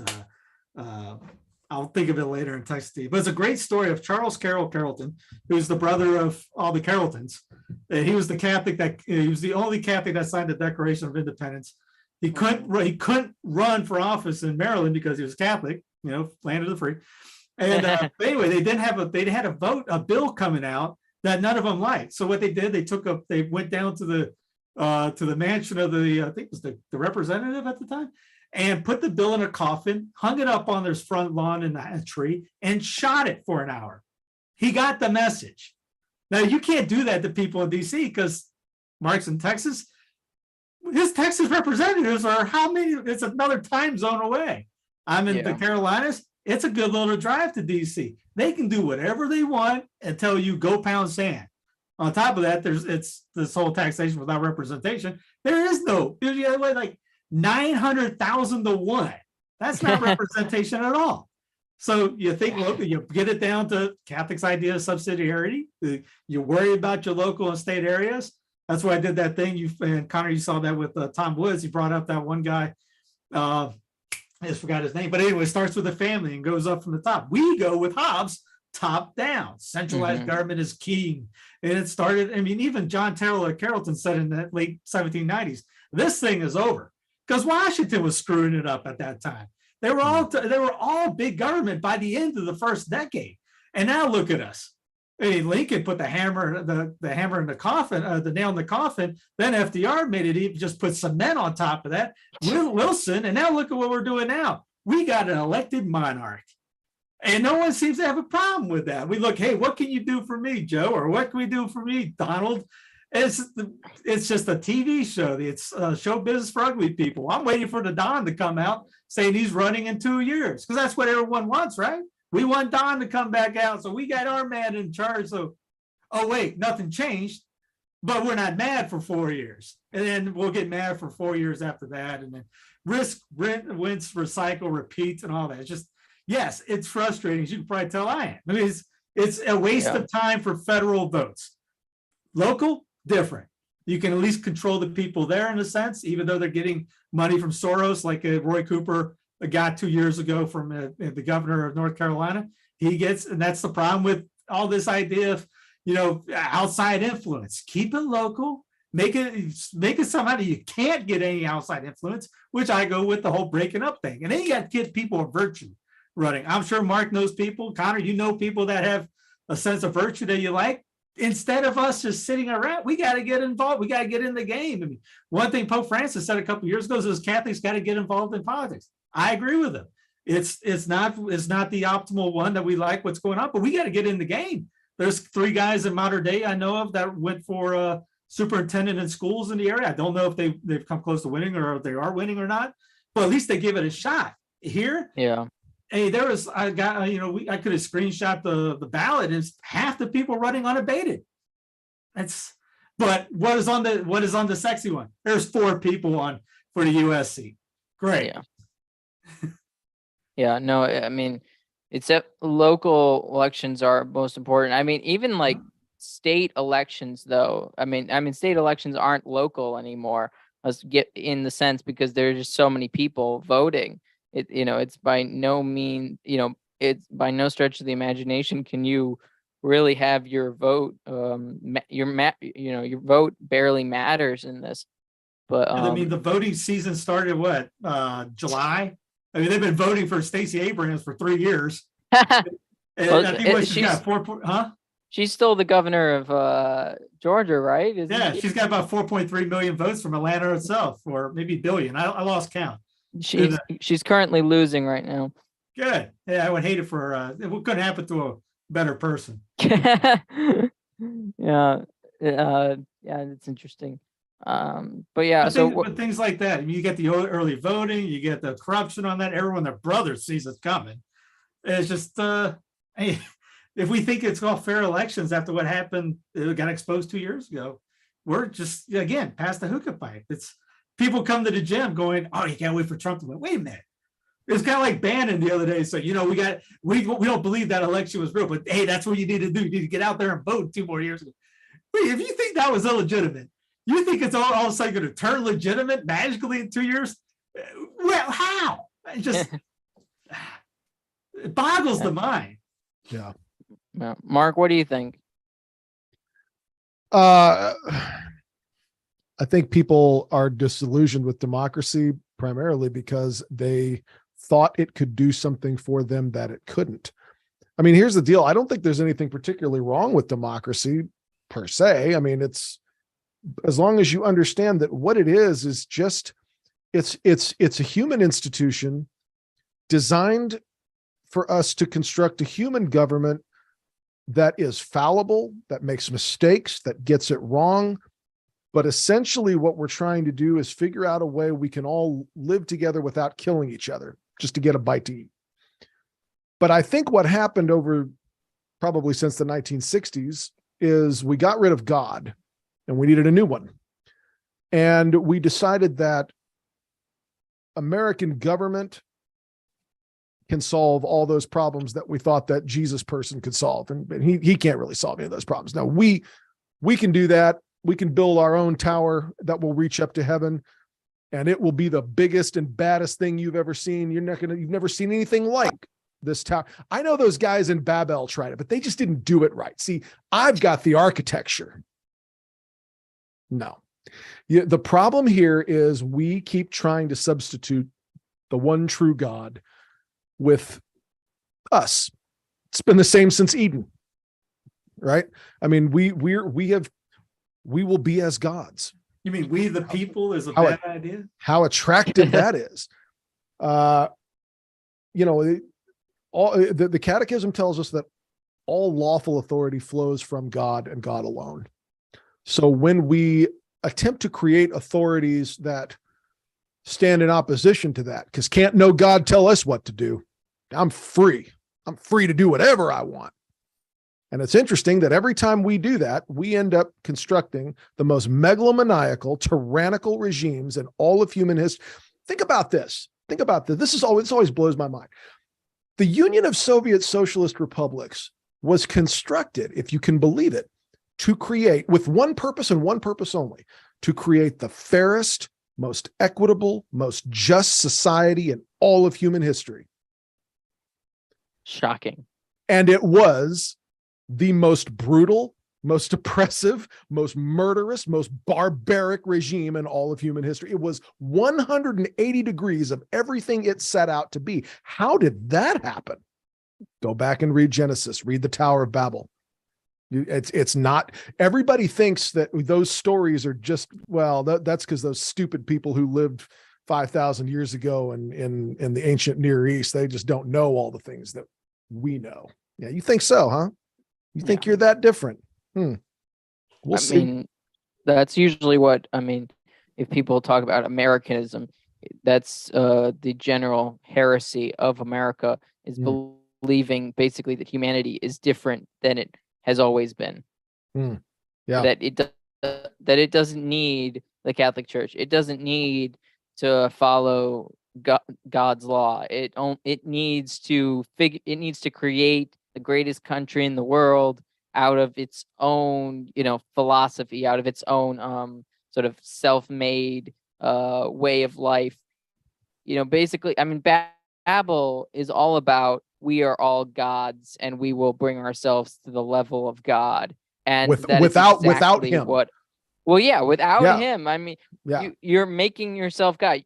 God, you can never make yourself a god with God. God can make you like unto himself, but you cannot make yourself unto him. Right. That doesn't work, because you cannot single-handedly become something beyond what you are. What you are.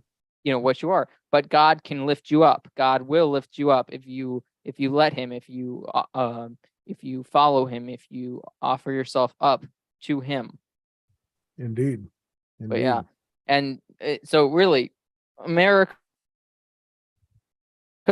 you're right on it. The Tower of Babel is a story for all Americans to understand and to recognize, as this is just us repeating our mistakes of the world. The Soviets did it too. It's the same kind of concept. Everyone wants to make the world in their image. That's sort of the thing that brings everyone down, is that our image is terrible if it's not connected to God. Right. We are made in God's image, and if we recognize it, we will raise ourselves up to a higher level. But if we try and only look at ourselves in the mirror without looking at God first, we'll just lower ourselves to our base desires. Look at the Catholic Church. This is a divinely instituted institution. And as soon as human beings entered it, I mean, it's still the fullness of God's revelation to humanity. But man, is the Catholic Church capable of doing some evil and demonic stuff? I mean, in the name of the church or whatever, and certain individuals in the church is what I'm obviously referring to. But yeah, if that's what happens when we populate a divinely instituted kingdom, then what do you think is going to happen with these things that are just purely human inventions? The United States of America, the Supreme Court, the House of Representatives, that stuff's not divinely instituted. We just made all that up. But people Sometimes act like it is. Yeah, and there you go. They don't like People it when act I like say it is. divorce from DC. They're like, oh, the U.S. is, the gates of hell never prevail against the U.S. Wait. It's not a divinely inspired. It's that idea of the shining seal on the hill. This is the new Israel. It's what kind of brought up earlier reminded me of the Yankee idea. It's the Yankee Puritan idea to impose will on others. It's the Yankees in New York. It's the Yankee idea in California. They're mad at people in wherever, North, South Carolina, Georgia, Florida, for not killing babies. So we're mad in California for you, you peons over there in Kansas or Ohio, wherever, for not killing babies. That's why they're all about, what's her face came on TV yesterday, Jimmy Kimmel, to give her a little 2.5 minute sermon. Yeah, his wife. On baby. Yeah. You're in California. When Roe went down, nothing changed. Nothing changed. Nothing changed. So you're mad that other people can't kill babies. It's that Yankee attitude. I got to impose my will on everyone else, and not just in the continental U.S., but overseas, where you talk about exporting porn. E. Michael Jones brings that up in Libido Dominandi, how they have exported porn into the Iraqi areas, screw them up and putting porn on the TVs. The TV exporting homosexuality too. Yeah, locked inside. They were locked down. And they had the force. The only thing they could turn on, that stuff was in their face, screwed them all up. Little modern warfare in a sense. We export all that stuff. That's what it drives me back. This is the greatest cut. Wait, first, we're not a country. Second, how do you get the greatest idea? There's a great bumper sticker. It's like land of the free. Wait a minute, time out. What's these freedoms you're talking about? I can't buy milk in North Carolina unless it comes from the grocery store. I got to cross the border to buy milk from a cow because we can't buy. Or Washington had you couldn't collect rainwater. Wait a minute, the government owns the rain from the sky. It's this warped idea. Yankee, we own we got the better idea. Liberalism is a sin type deal. We know more than you. You obey or shut up. Instead of we work for you, is y'all are enslaved to us. So that's another thing in voting. Who Ryan brings up, you like who's master? Because it ends up turning into a tyrant. You run somebody, they're supposed to quote unquote run for us, but they end up running over you. They make how many millions does Pelosi have? How many millions all these guys have? I mean, what's his face? J.Q. Adams died. I think he owed money to the government. He was president for what, 1 or 2 terms, then went back to the House of Representatives, and then died in debt to the government. He had IOUs that they were writing to the government. That doesn't happen today. They're making money. It's a great job you can get in on. The, Oh, yeah. the great patriot Thomas Paine once wrote in the famous pamphlet Common Sense. He said that government at its best is a necessary evil, and at its worst, an intolerable one.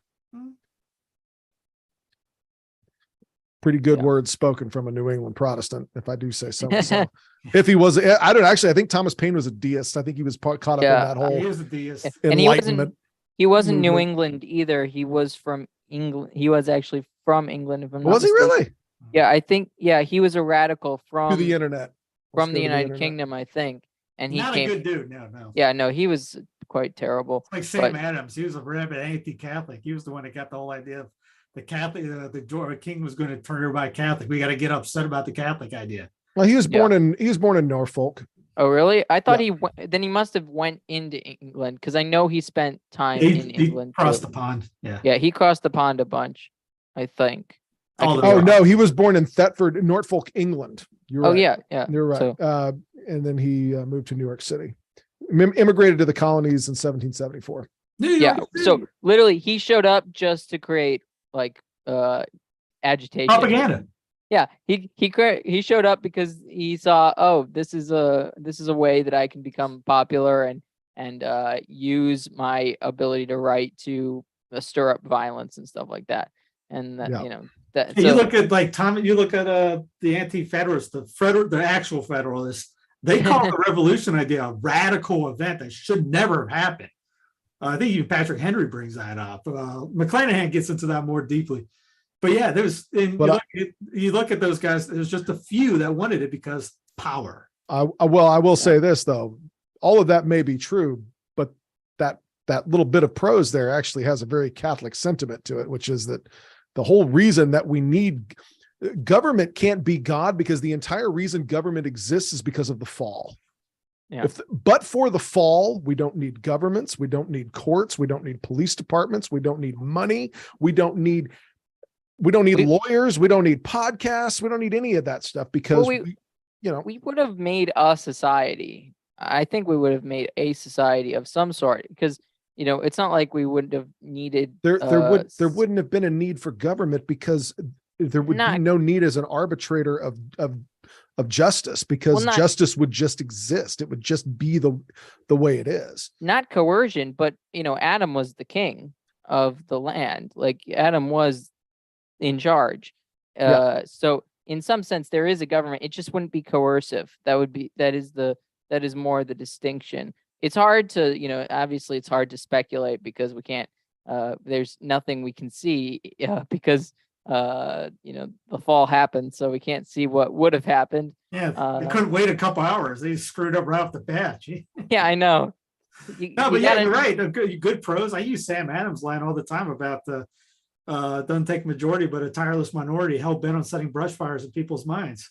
He was a scumbag and anything, but it was a great line. Just like Bellarmine talks about in his book on politics, is there's nobody that's 100% evil and ain't nobody 100% good. So even like if we could hate Obama all day long, he's not 100% evil. It was, even though the other team will say it, and like with Trump's not 100% evil like the other team would say about him. So I'm it's just, between we good and got to evil. get involved more. We got to do more. Oh yeah, for sure.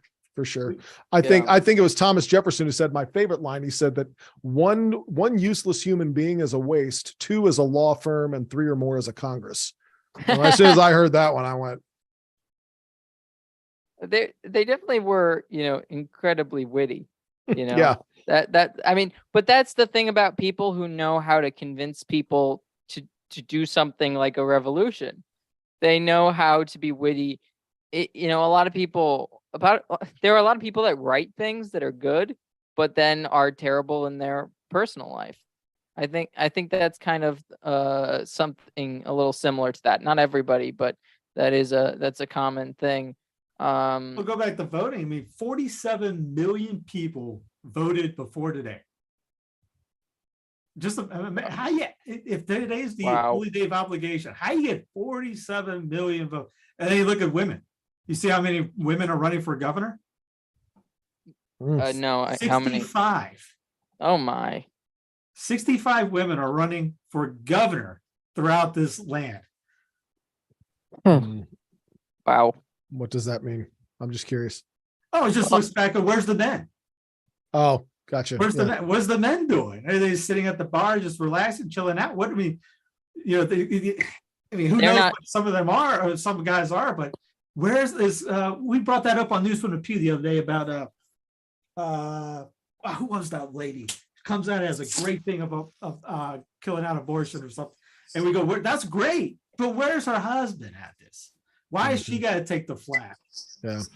Well, like even like with a lot of even men running, they're basically being Jake, are you on your iPhone too?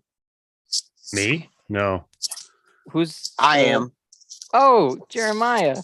Yeah. Hey. You're Nah. You're just called Max iPhone. So, Max iPhone. Yeah, I'm really? I'm just Max iPhone. That's it.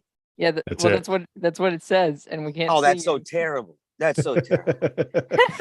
Team, before y'all get going, I'm gonna have to bug out because I got to be at work early in the morning. Okay, Mark. I am so thank blessed you. to be able to spend some time with all of you. God bless you all. Mark, before you go, one more point on that women thing. If you Yeah. read Francis' last book and some guy named Schwab, they both talk about women being more involved in politics. I stopped reading after the first 2 lines of Traditionis Custodes. I closed the book and I haven't read anything from him since. All right. Thank you all for having me on board. Remember, your institutions will fail you, and trust in Jesus Christ. God bless you. Thank you. That's Mark from Tradmen. Tune into Tradmen Podcast and come visit our website, tradmenpodcast.com. God bless, guys. Thanks, Mark. So Jeremiah, where are you at? I'm on the road, man. This is On actually the road again. this is the first time that I've ever been on a live show, like on somebody's live show while I'm driving or whatever. I've got this kind of like speaker thing like connected to my ear and stuff. But I'm on my way right now to a watch party with John Gibbs. It's an RSVP event. I'm kind of fancy pants tonight. Oh, I'm dressed fancy. up real nice. I got my fancy boots on. I'm all Got your psyched, monocle? man. Will we get got- to see that yeah. later? Will we get to see that later, possibly? Dude, I can show. Yeah, I'll call while I'm there. Oh, okay. Even if I can just turn the audio off and stuff, so it's not just like dominating and everything. And but I'll have my headphones in, and that way, if you want me to turn it on, you can. But that way, you can at least see it. You Yeah. know, because it's at the headquarters for Gibbs. It's cool too because he goes to my church, so we go to the same church. What is he and, running for? Congress. Okay. Yeah. Gotcha. Is he gonna win, do you think? I hope so. I sure hope so. I believe in the guy, man. I think he's a good guy, you know, and you know, it's one of these situations where, you know, we have some real scumbags in this area that have been in office. And so to have somebody like him that just a true blue American, man, I mean, just, you know, loves the country, loves the Lord, and just really loves people in general. And, you know, kind of a quieter guy, actually. You know, you don't see this a lot with people who run. Most people who run, it's not necessarily the fault of them, really, but most people who run for office tend to be a little bit kind of megalomaniacs, right? Like a little narcissistic and everything. Really shocking. Yeah, a little. Well, I mean, you kind of have to be normally to even feel like you're called to do that. I guess. You know, like imagine talking to somebody, you know, who says, I feel like I'm called to be the president of the United States of America. Like, I know some big ballers and stuff, man, but I would laugh at any of them if they said that. I'd be like, you're out of your mind. But this is not that level, but it's still huge. But yet, when you talk to him, he's quiet. He's a humble man. Like, he genuinely listens, and he remembers your name. He remembers. And it was really cool. It's something I've actually heard from a lot of people, is that he actually remembers who you are. He'll see you and he'll say your name right away. Maybe he's got, that kind of good recall where you imagine somebody in a really embarrassing or ridiculous scenario that reminds you of their name. That's funny. I think we need people like him. Yeah, we do. Jake, Yeah. did you guys plan your entrance together? Well, yeah, totally. Yeah. He Yeah, called yeah, him. yeah. Actually, no, seriously. I said, hey, I'm going on in a minute. And he's like, oh, can you send me the link? And then we just happened to click on at the same time. So Did I that not was send good. did I not send you the link, Jeremiah? Well, you sent me one, but it said it was an invalid link or something like that. Okay. Yeah, it's that like, was I'm the like, one. oh, crud. So That was the decoy link. So you'd stay off of this stream. That was yeah, that the was decoy. Yeah. Russia was sabotaging Mark earlier, so I'm guessing Russia was just sabotaging Jeremiah too. But Yeah, and the thing is, I mean, like, you know, did we lose Can you? you guys hear him? I don't know. I can't not hear him. choreographing at all. But even Oh. even the excuse that he Oh. gave that we didn't really do that. Yeah. you cut out a little bit, Jeremiah. Oh. Eric, how's it Hello. going? Good. Good. How's your election night going? Oh, fine. I was teaching catechism at my parish, so it hasn't really felt like an election night until just now. Okay. Well, that's much better. But I was say. teaching about voting to a bunch of high school kids, and they were asking some great questions. I was listening for a couple minutes before, and one of my kids, I was talking about like how you decide to vote, and one of the kids was like saying, "Well, what about if a woman who is married, has kids at home, runs for office? Isn't that undermining this natural structure of the family to vote for her?" Because I was like, boy, these kids are they're asking the good questions, getting me in trouble probably. They are. Yeah. I also teach catechism at my church, and one student asked me if the American Revolution was a valid war or was a just war. I just started easy off then, huh? So yeah, and those are sixth graders Oh, wow. asking me that question. So I kind of gave as much of a balanced answer I feel like that I could do, because I did not I didn't feel confident enough to say either way necessarily, and I didn't want like my personal opinion to be the main guider of the answer. Right. But anyways, so yeah, it's great that you're teaching catechism and stuff like that. I mean, I'm pretty sure any kid would be lucky enough to have you as a catechist. Yeah, well, they're kind of stuck there, so they can't do anything about it. Yeah, exactly. But they'll be happy whether they're happy now or happy later in life about it. But anyway, so you're in Ohio, right, Yes. Eric? So you've got a big Senate race. Yeah, Vance on right versus Ryan, and I think it's even right now or something like that. Or I think, Vance is winning 51.6%. okay, yeah, he just pulled ahead or something like that. So Yeah, and there's a lot to like about Vance. I'm not enthusiastic about any politician, so anything I say in praise, I'm also thinking bad things about him. But I mean, Ryan's just a Pelosi Biden stooge, and so I like Vance. The way I like about Vance is he is willing to say things kind of outside the norm. He's not just an establishment Republican. I don't always like the things he says outside of it, but I like the fact that he was willing to say things outside of it. That's good enough for me at this point. yeah, no, that makes sense. I think he's going to win, though. I think he was kind of pulling ahead at the end there. That everything showed he should win. Yeah, it does seem like that. Jake, you're hailing from Missouri. That's right. Things are tight there in Missouri right now. The Democrats winning 49.8% to 48.3%. So, Gotcha. but with only 9% reporting, so that doesn't really mean much. Though they did call Illinois with no percent reporting, so that well, Illinois is a little easier to call, and I don't know about Ms. Bush, but I think Schmidt has a pretty good chance. He's been our attorney general, doing a pretty good job as far as I can tell, and so Missouri's pretty well a red state these days. Not that can't change, but sure. I don't know if she's got what it takes to oust the rural Missourians who are probably leery of her St. Louis politics. Yeah. makes sense. But anyways, so earlier, Steve, you brought up again. The I feel most like important thing is in Kentucky, the abortion, which I care about, is the abortion rule amendments, and it's 49-50 right now.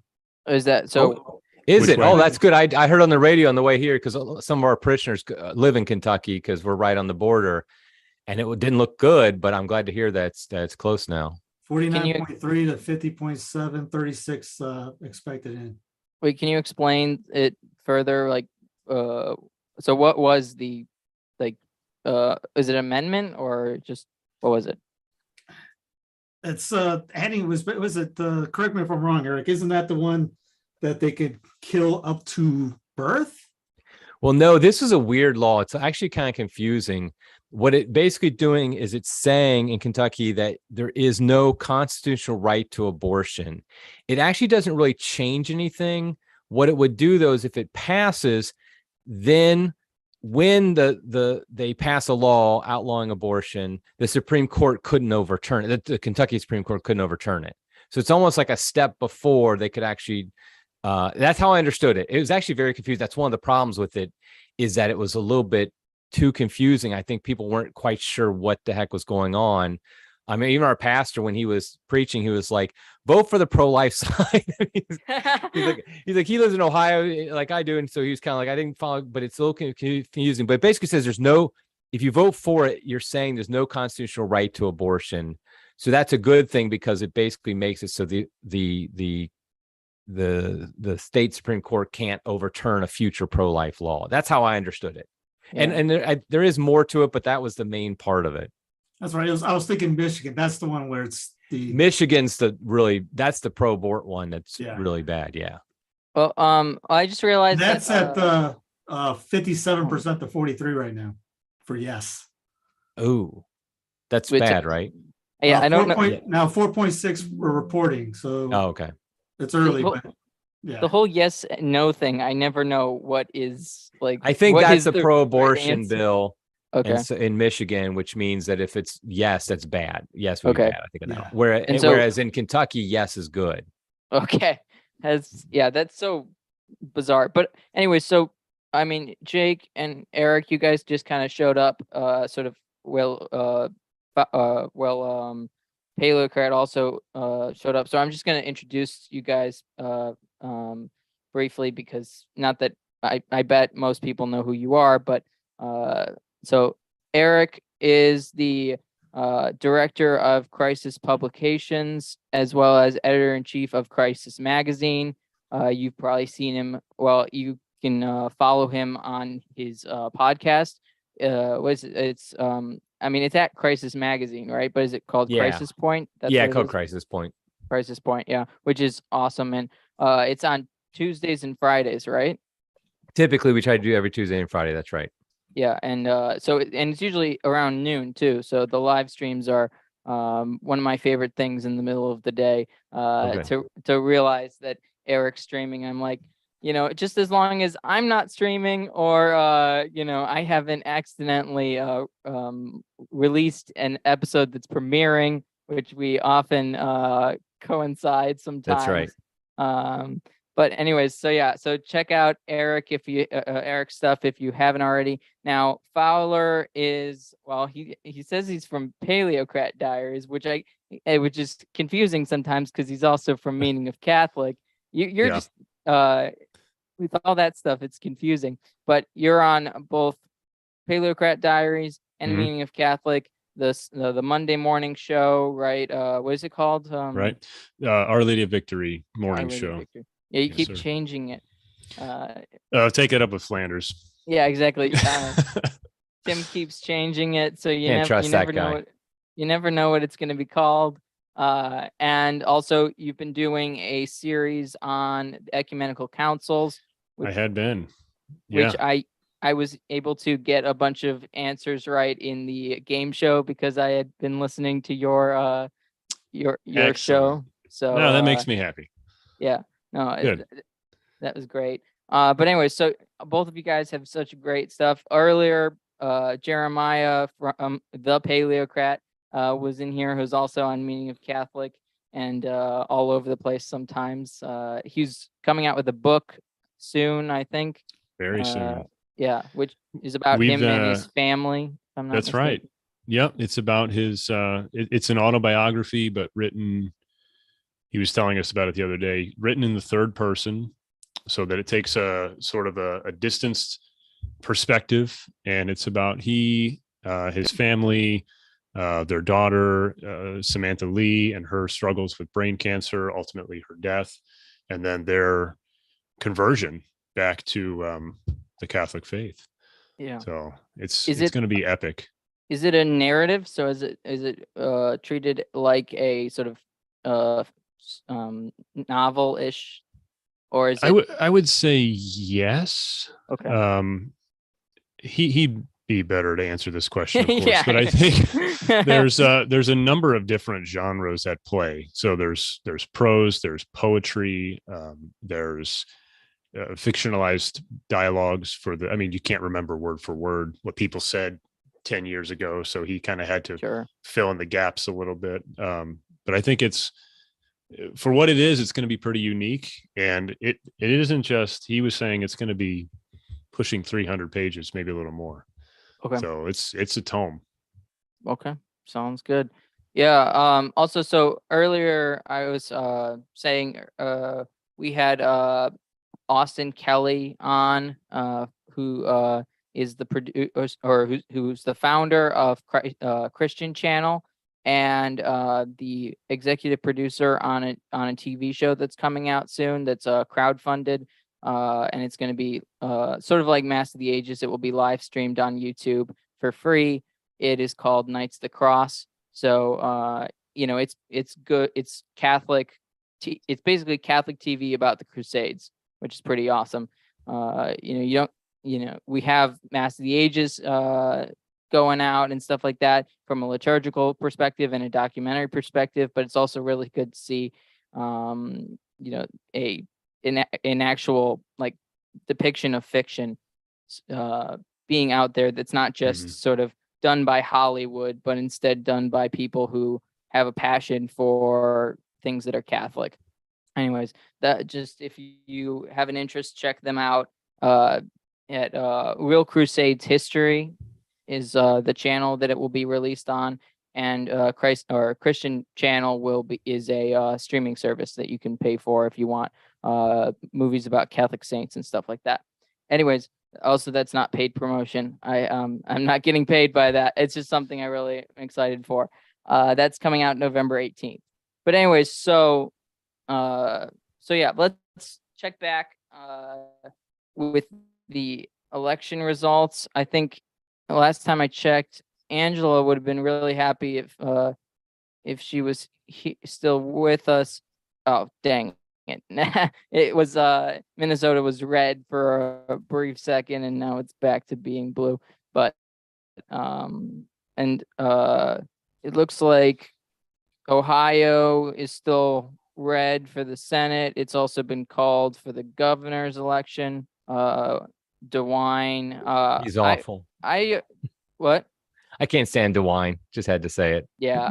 Yeah. I mean, no, I know the Democrats worse, blah, blah, blah, but he was so bad at COVID. Yep. Yeah. He was just off. He showed up 2 weeks ago. He showed up at our parish, and Really? he attended a high traditional Latin mass just because it was a local parish. He's going to the Bengals game. We're not too far from the stadium. Boy, he skedaddled out afterwards, because if he hadn't, he would have heard it from a lot of parishioners. He might have thought, oh, these are a bunch of conservatives, they'll love me. But oh no, they would have given him an earful. But yeah, so I couldn't vote for him. I did not vote for the Democrat, of course. I just didn't vote for the governor's race. I just couldn't. I knew he was going to win too by a blowout, but I can't, what he did, and he never said he did anything wrong, and just, it was awful. That's like in South Carolina, you could put Christ in the ballot and put him with a D next to his name, and they will vote against him because he's a D. Right. And they're red as red can be, and they're all for the reset. Yeah. It's just crazy. It's insane.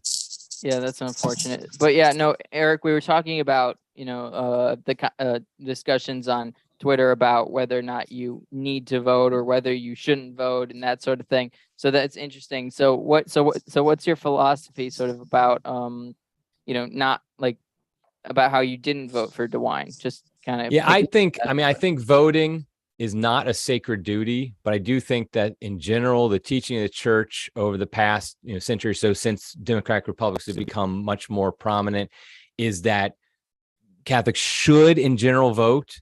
But I do think there can be situations that prevent you from doing so.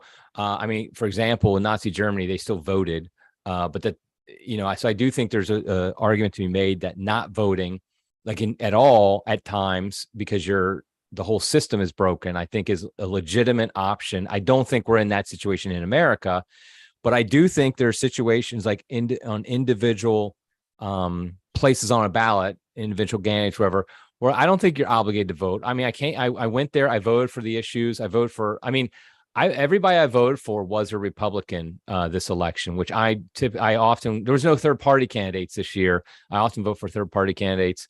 But this year I mostly Republicans, but I couldn't vote for DeWine because I don't feel like DeWine didn't earn my vote. If he lost by one vote, it's his fault, not mine, because he didn't earn it. Why don't shut the whole state down and I'll vote for you. Because he did do a good job on pro-life stuff. I will say that. He's been pretty good on that. And so I give him credit for that. So I just don't, I think that yes, generally Catholics should vote, but that doesn't mean you have to vote in every single election, every single thing on the ballot. I don't think you're required to do that if you think that there's just no reason, no person to vote for. Yeah. Or if you don't know what the issue is, if you're reading a proposition or something, you're like, I haven't had a chance to look into this. I don't know what this That means. guy's got a cool name. Yeah, right. There's one in Ohio. My wife and I both looked at it and we're like, I have no idea. We both kind of I think it's yes. She's like, I think it's no. And we usually agree with each other. I think we were agreeing. We just didn't understand it. It's just and that was one where we were just like, okay, we're going to punt on that one. Because there's also only so much responsibility you have.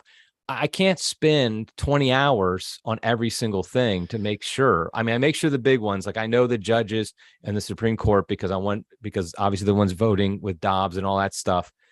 And the Senate race and stuff like that, I do look into it. But I just can't pull the lever on every single one necessarily.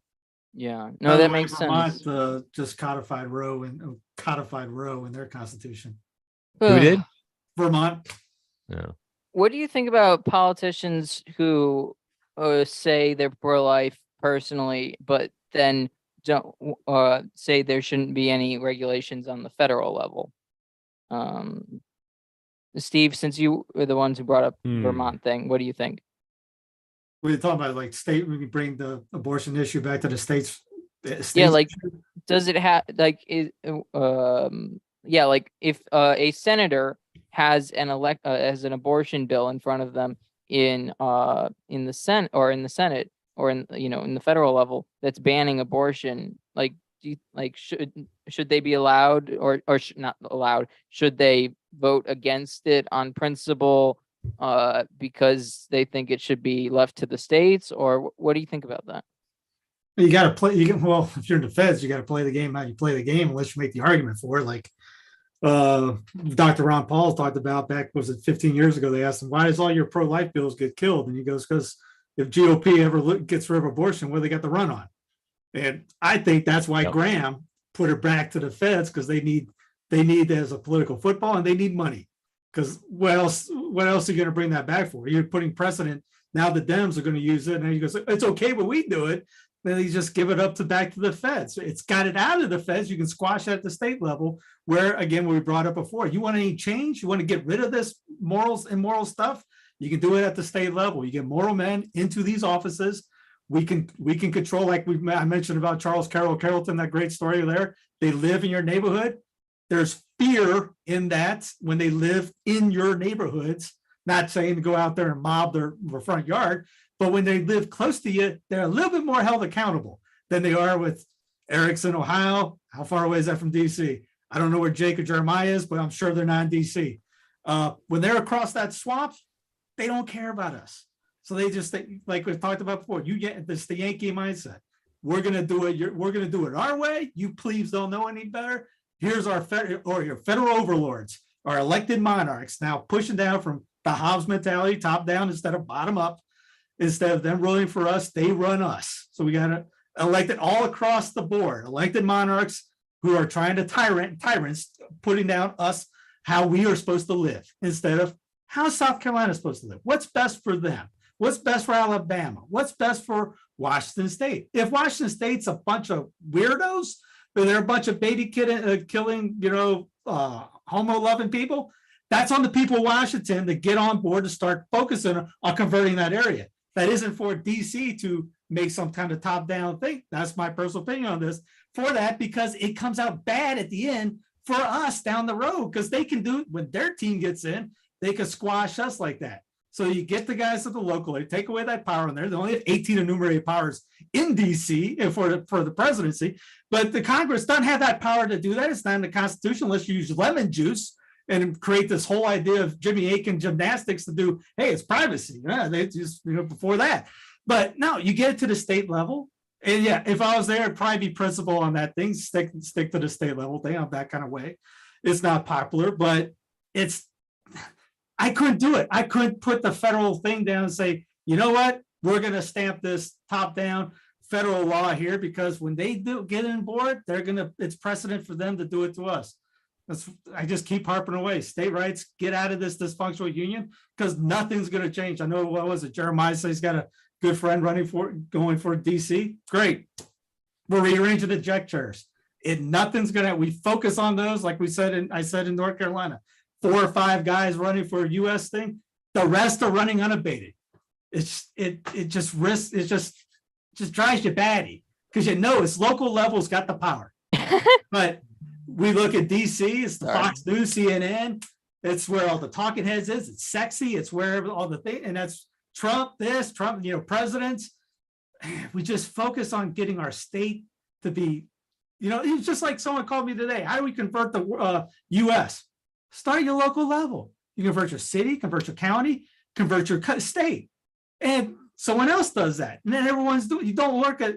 I've driven into Cincinnati many times. My family lives up there, and you cross that in Kentucky. You go around 75, and you see the city right there. And if you think about salvation, it makes your heart break, because you're going, how many of those aren't going to make it?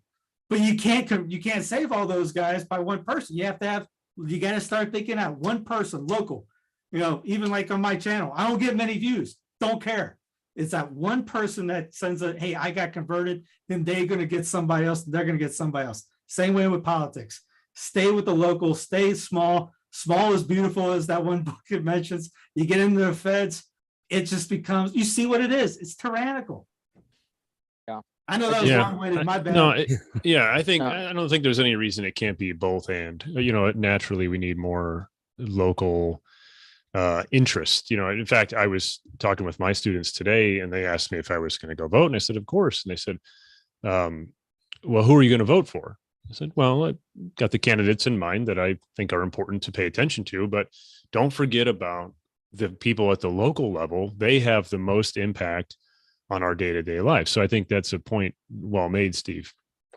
At the same time, and I know that strategy comes into play, but in Connor's scenario, if I were given the opportunity to ban abortions federally, and they said, do you think we should do this top down? I'd be like, yes, because it's objectively evil. And so that's, for me, that's would outweigh any sort of principle of subsidiarity. Like, ideally, yes, we would like the states and the local communities to handle this. However, if this is like hey, this goes away forever kind of thing, then that's where I'd be. The way I look at voting is that somebody asks you your opinion on a matter, and you got to weigh in. So the other prong of your question, Connor, was like, what do you think of, correct me if I'm wrong, but I thought I heard you say, what do we think of politicians who say they're personally pro-life, but then they don't want to mandate it for everybody else? Well, I'd say that's disingenuous, because either you are or you aren't. If somebody asks you your opinion and you say, well, my opinion is this, but then my opinion is the opposite. Like, well, which is it? What do you think? Do you think this is a good thing? Do you think this is a bad thing?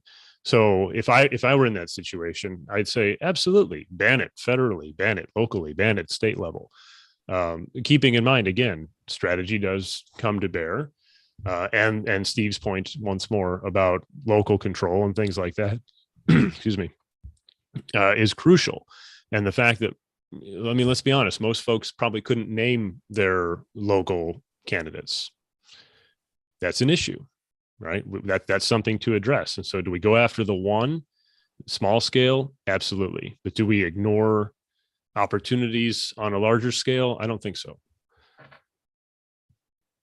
Okay. Yeah, I think, I mean, I'm mostly in line with what Steve was saying. I mean, my big thing would be I'd be pushing for secession. I mean, I think that's the path forward is secession. I don't want a federal government that you involves, and Steve are a pair. So I mean, I think if it came down, I mean, if you think about it, laws like against murder are not federal laws. If I killed my neighbor, the federal government's not involved in that in my prosecution.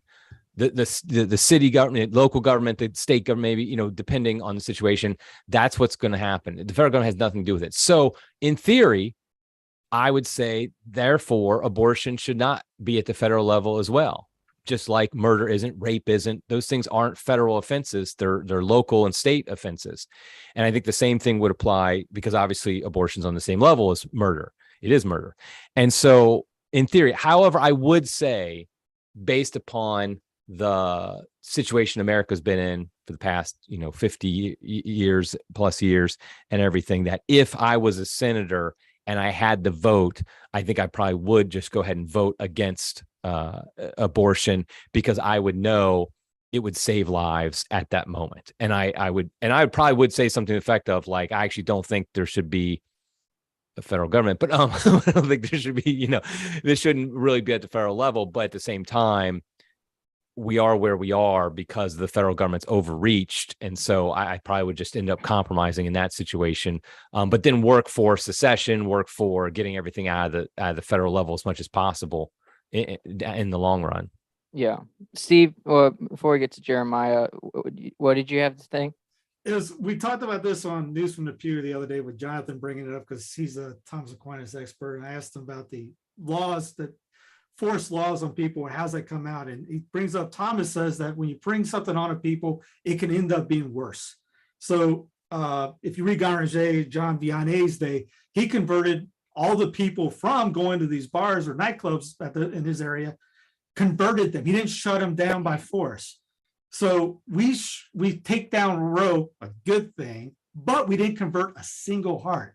So in a sense, that's why I get upset when everyone was all celebrating Roe still till about a couple of weeks ago. Texas was having a big shindig.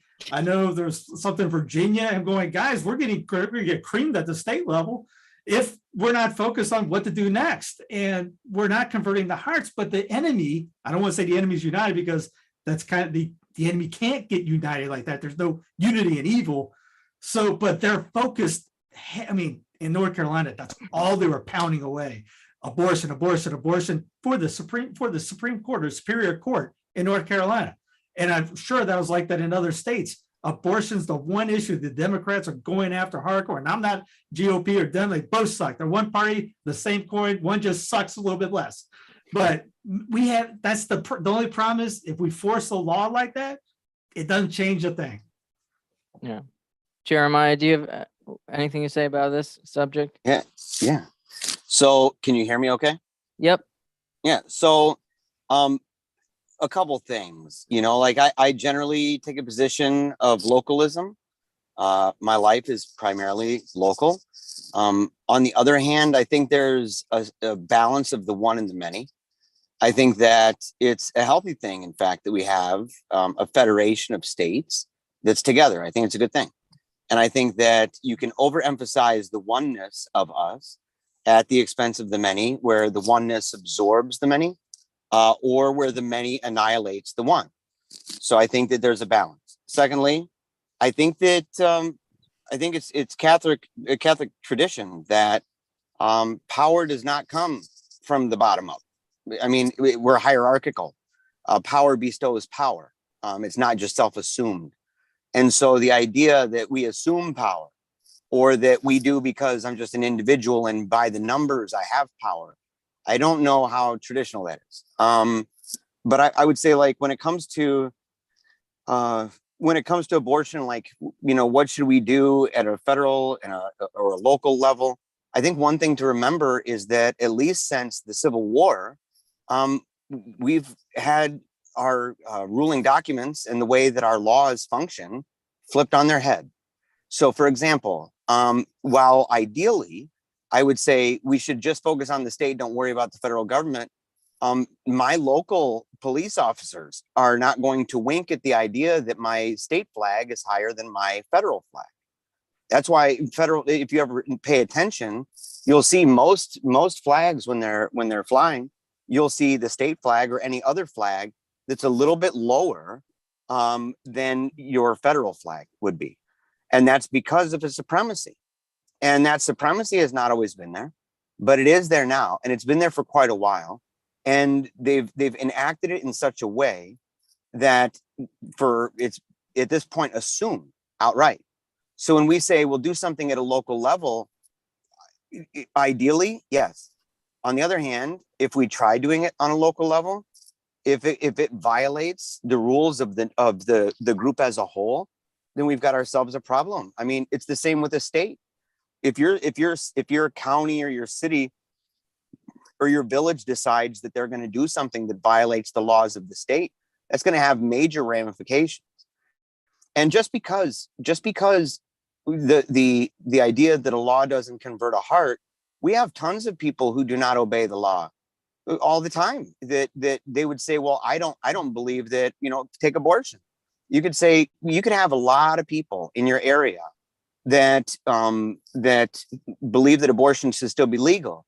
The question would be, for it to be just, would it ever in any situation be just, even if, let's say, 70%, or is it just a matter of being objectively and inherently evil and inherently unjust in that situation? And not one, I think with this, it's a situation that, because it's at conception and it's at the place where it's not having done something, right? So like murder, Eric brings up a really good point that murder laws about murder or not, you don't have any federal stuff involved in that.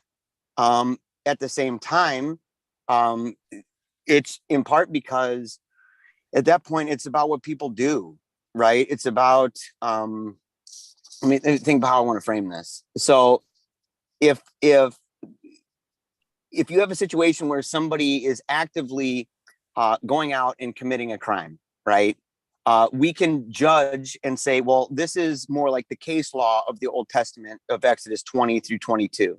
So you'd say the case law that follows the 10 commandments, the thou shalt not kill, breaks down the various ways that you can distinguish between manslaughter, the various degrees of it, self-defense, going out and being part of war, accidental, you're in a fight with another man and accidentally hit a woman's stomach and she is miscarrying. What's the penalty for that? So the case laws are all wrapped up with that. Whereas the other one, the foundational laws of the 10 commandments, is the blanket statement, thou shalt not kill. And I think in this situation, because it's not anything to do with what a baby has done, it would be more in line with that than with the core mandate than everything else. And in that regard, I would say there is no situation wherein that's justified, right? Whereas a state could make an argument that, well, we think that this is what makes this particular instant of murder. We think that this is wrong for this reason. You can base that entirely based upon the actions and motivations and intentions of the person involved. So I think that it's at least something to consider. Not that I have an answer for that, not meaning to say that, like, oh, they're wrong and I'm right, but just to simply say, I think it's more complex than that. And so when it comes down to it, if I was in a position of power and said, well, I'm going to vote one way or another, I couldn't in good conscience say, I'm not going to vote because I hope that people at a local level will convert enough people that if it does come about, it's a legitimate mandate from the people. Is that 50% plus one? Is it 60%? Is it 62%? Where do we get that from? Who makes that rule? Is that also from the people? Must we convert them on the number that's necessary, the threshold necessary for it to become a just law? And so that's what I mean by that, is that in that situation, it's just, I would say it's objectively, there's no situation wherein that would make sense. And because of that, it's not debatable in the same way that other laws would be, that would be left to the discretion. Plus, if you take away that one thing, then all the other ones go. So that's kind of a centerpiece. Like if you don't have life, if you don't have life, then none of the other laws matter. I mean, because it's irrelevant to you. You're dead. You're gone. So if you don't even have that, then, and because that is the core one on which all the other ones are relevant, making the difference between you being something and you being dead, essentially nothing in the political economy. I think that sets that particular situation apart from others. And that's the long-winded answer. And I'm sorry for that. Well, to go with what Eric was talking about is if it's not in the Constitution, you don't have the authority to do it anyways. So U.S. Constitution, it goes to, as we brought up, murderers to the states. So if we're following the rule of law on this, the states have that authority. We can't just willy-nilly just create things, because again, when the other team gets in, just like when you talk about EOs, we get mad about this EO, we get mad about that EO. But then when our team does it, it's okay when we do it. So it just opens up a Pandora's box when you get in the federal level. You do that, and it's going to come back and bite you. You know what? And then where are you going to go after that? At least in the States, you could cross borders. You do that for the top down and cross the border, you got nowhere to go. And how you going to, it goes back to converting the states. You can convert the states. Good luck converting the federal government. Well, King Josiah did it. I mean, like, and that's what I'm saying. The federal like, government of this? Of their land. And they had a kind of federal government of their own. They had a tribal system with elders in the tribes.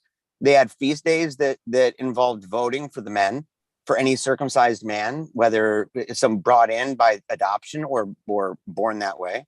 And so you have a situation where it normally would have been something left to a particular tribe. Whereas when he found the scrolls and realized what they had done with the apostasy that they had done, he had the law read aloud to the people, and it was done. And so in that regard, and I'd also say, just for myself, I'm with you, man, on the Pandora's box thing. And people say, well, if our team does it, the other team, I don't even think in that category. I think that's a Hegelian dialectic. I don't subscribe to that dialectic. I think that's actually one of the reasons we're in the place we're in right now, is that we've subscribed to this idea, and it kind of lumped it in and said, well, if my team does it, well, if the other team did it on an issue that is as central that every other issue depends on, then this is the one issue that everything else would depend on, because if you don't have life, you don't have laws. You're dead. So there's no nothing. Like, so because all the others depend on existence, for them to exist. I think that if the other side, whatever that means, if the other side did that and my side didn't, then, screw my side. They're bad guys. You guys are like evil at that point, because it's annihilationism. And as a government, it's also kind of at that point, like if someone says, well, look, I made a commitment to somebody not to tell a certain thing, and I knew that would result in somebody's death, but man, I made that promise. We'd all look at that person like, were you cuckoo? Like, what's wrong with you? And we'd say in this way, we can say, if you have two rival commitments, and one of those is, well, we have an agreement to subscribe to something which has rival interpretations on whether it's strict construction or whatever, and how it's been applied over the years, and is it nostalgic and a little LARPy to think that we're back in the days of Thomas Jefferson and all that, and say, that's one commitment, and the other commitment is existence itself. If you have to put those on a scale, the Constitution is nothing without existence. Is the Constitution a constitution if we're gone? Okay. Yeah. Just we can get back to this if we want to, but Eric's needs to leave in a little bit, or soon. Well, I have to go so- inside too, man. okay. I'll contact you guys back when I'm inside, man, because I'm at Joe Gibbs' party. Okay. So, Yeah, we'll all right. talk to you when you Hey, get God bless. back. In. Yeah, God bless you guys, man. Yeah. And hey, Yeah. by the way, it was good talking to both you guys. Well, and I've never got to talk to you, Eric. It'd be cool to talk to you sometime. And Yeah, that'd be great. yeah, it was a real pleasure to actually be on here at the same time as you guys. It's an honor. Thanks, Jeremiah. Have fun, Yeah, man. Alright. God bless See you ya. guys. Yep, of course. Yep. Bye. Thanks. So Eric, just pointing out, Ohio is looking like it's going to go Republican for the Senate. Is there anything you want to say about just the state of Ohio and its status? Yeah, we're kind of a weird state. I mean, we lean red. Obviously, we got a lame Republican governor. We got Vance now. He won. I think we lean red in general. I mean, we're kind of, but I think we're going more and more red all the time. And so I think this is just like, it's not that surprising, I guess, that Vance won. There's some interesting congressional. We had this big controversy here in Ohio. They redistrict, and it was challenged. I got a new congressman because of just redistricting. I in fact, I got a good guy, a better guy than I had. He's very pro-life. He's against military interventionism. Mostly, he's pro cryptocurrency. I was like, this guy's my guy. So that was good. Warren Davidson, his name. And I didn't like the last guy, Shabbat. I mean, he talked a big game, but he was pretty establishment Republican. So yeah, I mean, so there has been some redistricting. So like Shabbat's been there. He's a Republican, been there forever. And the way they redistrict Republicans, it actually made it a little bit harder for him. But it's all in the courts now. But the one thing I was going to mention also is the Kentucky amendment we were talking about before. Yeah. It's running like 50-50 right now. But a yes vote, here's what it says. A yes vote supports amending the Kentucky Constitution to state that nothing in the state constitution creates a right to abortion or requires government funding for abortion. That's what a yes vote does. So basically saying is the courts can't all of a sudden act like the Constitution of Kentucky gives people right to abortion. So it's more of a laying the foundations than it is an actual outlawing abortion. It's a very good thing. I mean, obviously we should vote yes on it, but nothing fundamentally changes. No laws change tomorrow because of it. If it does pass, I'm very happy because I've heard it was more likely to fail. But the latest thing I saw was that it's actually barely up. But I mean, it's like 50-50 just about right now. So that's good news. So Gotcha. And is Crisis, within your magazine, is it relatively unified politically, or like is there a lot of dissenting and disagreement? we've had some evolution, development, we'll call it, because that's the right Catholic word, right? Over the years. I mean, Crisis used to be a very much strongly neocon outfit. If you look back at some of the articles that were written in the 90s, early 2000s, very much supporting all government wars, Iraq 1, Iraq 2, everything you can imagine. Yes. And everybody was Hitler that we had to overthrow. And so I'm very much against that personally. And so like I've kind of allowed those voices that are more anti-war, more libertarian, like I am, to be there. But the core constituency of Crisis is definitely much more the kind of standard conservative Catholic. And we allow those voices to continue because I do think there's legitimate room for debate on this stuff. I kind of joke that two of my regular columnists are Kennedy Hall and Austin Ruse. And Kennedy is obviously an SSPX attending traditional Catholic. And whereas Austin is a good conservative Novus Ordo Opus Dei Catholic. I love them both. They're both great, but they definitely don't have the exact same view. But I think both of them are, I don't believe in a big tent. I do believe, though, that there are some variations that we can have. And so that's kind of what we try to do. But I would say I want to do a poll sometime of our audience, of our readership. But I'd say we're majority just what you consider your conservative Catholic. I'm probably more out on the libertarian kind of side than the average reader is. So, Gotcha. Okay. Yep. Yeah. That's interesting to know. It so yeah, you and Steve are two peas in a pod politically, I would say. yeah, we'll try to debate who's more radical about things. So I say just burn it all down. Oh wait, I'm not supposed to say that. Never mind. That's what my tweet was. Whatever breaks this thing up, let it happen tonight. Eric, you see that post about that analysis? Was it the analyst that came out saying that 2024 voting will pretty much be gone, and in 2032 the breakup's going to happen? This Hey, guy's, I just pray it's earlier. I want it next week. Yeah, I want it exactly. yesterday. That's right. Guys, So. can you just hold the fort down for like 5 minutes? I need to take a quick break. I'll let Jake and Steve do it because I got to head off Okay. now. Connor, Yeah, thanks for Eric. inviting me. Great to be on there. Down with the system. Eric is Go success, Eric sounds like a secession. hippie right now. I love it. Eric He's is getting a- Christmas card. That's right, exactly. I'm gonna go Me smoke too. something. No, never mind. I won't Okay, go there. I'll talk to you guys later. Okay, yeah. Okay. Take it easy. See you, Eric.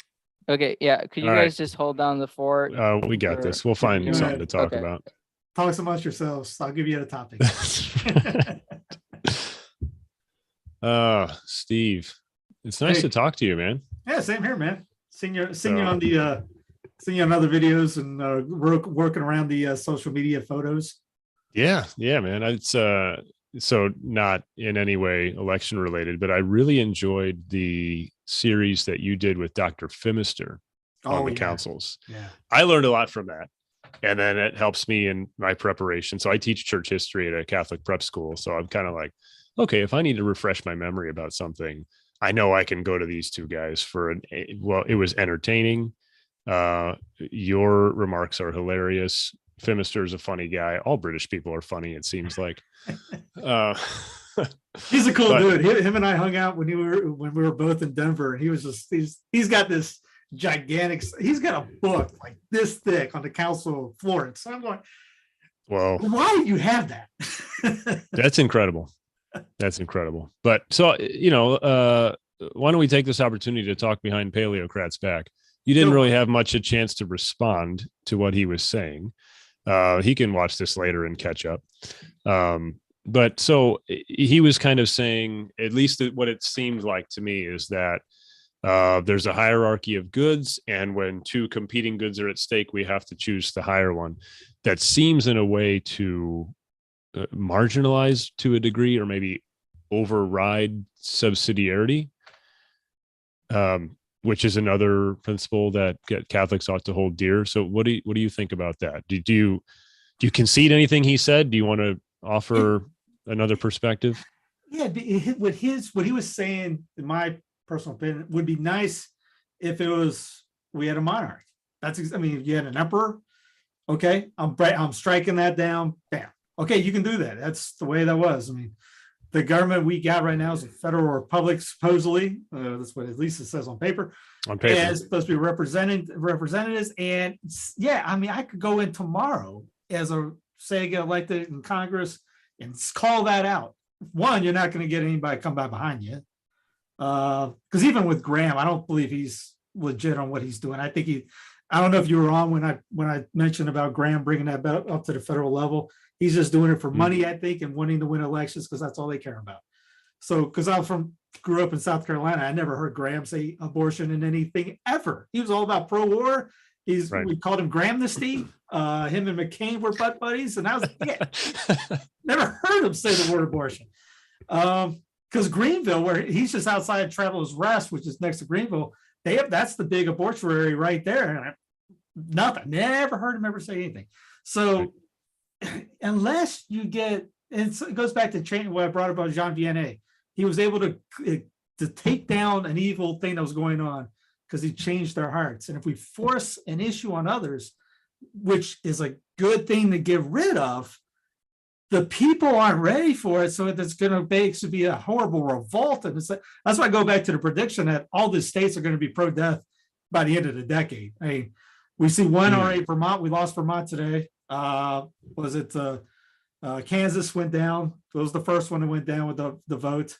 California is going to go down with that today. Montana, who knows, 50-50. Michigan's probably going to go with that. Kentucky is 50-50. And that is a red state. That's it. That is a red state. Actually, there was somebody in the live chat saying it's not even that. They were saying it's 60-40 or excuse me. So I'll just read it. It says, This is from Todd. Amendment 2 in Kentucky is not running 50-50. The pro-life is losing 10 points. So I guess it's 55-45. It's now up to date, 63% expected votes in. The yes vote is 46.7. 46. No is 53.3. Okay. So he was pretty close. So, I mean, that's almost 50-50, and it could still swing depending on what counties haven't reported yet. But I think your point, I don't know if it's your point, but your statement, that's Kentucky's a red state. And we have less than half of the people recognizing. I mean, maybe the ballot language wasn't very nice this time around. I don't know, but that's alarming. And so not a good sign. And if it's that way now, wait for the other states down the road. It's just going to get worse and worse. And man, it's just frustrating. It just when we saw the row parties going on, guys, are you not getting it? Go back to the state level. Focus on the states. The enemy has from day one. They went, all right, we're targeting the states. What were we doing? We're having celebrations for 2 months. It's you ever watched the movie Bull Durham? Oh man, it's been a long time, but yeah. Okay, Nuke LaLoosh gets up and has a great inning. Throw it. He sits down and it looks like Crash and he goes, man, you see what I did? I did, this and Crash is getting ready to bat. And he goes, the moment's over. Get your head ready for the next inning. That was kind of like I got a couple blowback on that for going, wait, we can't celebrate? Great. The moment's over. Yeah. Get focused because the other guys are focused. Yeah, legitimate to celebrate, but the job isn't done. Don't forget about that. That reminds me. So I was in Michigan. I had the distinct honor and privilege of meeting Bannister and Tim Flanders this summer in person. We all hung out. We did an in-person episode of our morning show, and it was the Monday after the Dobbs decision. So we're sitting there in a room. Got Flanders on one side, Bannister on the other side, and we're just having a great time, thanking God, praising our Lord, because look at the victory that's been won. And then almost immediately after that, the three of us were like, but we're not done. So yeah, go ahead and celebrate, but don't think that our worries are over. There's so much more. And if tonight is any indication, it's not going to be easy and it won't be fun. It's going to take a long time. And I think of John Stockton when he talks about the church dropping the ball he was on Jason Whitlock's show over the Rona and stuff. And I'm going, man, that's we need to pick that fumble up and really hardcore. I mean, Rhode Island codified Roe v. Wade in their constitution. If there is a state in this union that you can convert because of the size, because they think locally, act locally, idea. Right. There's got to be a lot of Catholics up north in Rhode Island. How does that happen? Yeah, you're right. Sure. Yeah. Catholics. Right, I mean, there are lovely people in Rhode Island. I mean, the capital's Providence, for goodness sakes. But anyway, I didn't mean to interrupt. You see what I'm going with. I mean, it's if we can't get that, how are we going to say we got to convert the union? Wait. We can't even convert our neighborhood. And how is the pro-deathers we got to convert their hearts and prayer, penance. We don't hear that a lot. We hear about vote, but we don't hear about let's do nocturnal adoration. We don't hear about mortification, fasting coming up. It's kind of like, you know what? We try to throw our guy in. We put our trust in Princess. We'll see what happens. You know what I mean? Yeah, I'm with you, and I think Bannister would probably agree with that. That we have to focus, like he said, his life is geared locally. So I think the four of us probably, Connor, you agree naturally. Of course you agree. Of course. Yes, indeed. Well, we did it. We didn't wreck the show while you stepped away. That's true. Thank you guys for that. I've been going for now 3 hours or more than 3 hours now. So I needed a step away for a second. Luis, how's it going? How's it going, guys? Can you hear me well? Yeah. Luis. Yeah. Hey, how's Steve. Texas? Man, Texas is hot and normal as usual at the same time, politically and weather-wise. How you guys doing? Good. Pretty good. You guys kicked Beto out yet? Oh yeah, they already called it Beto Rogue lost, which is not a surprise. I know the mainstream media is crying foul. They're just the typical things, right? Like it's just normal things you expect from them, and they're shocked, but really that was not a shocker at all. You know, He you always see- loses.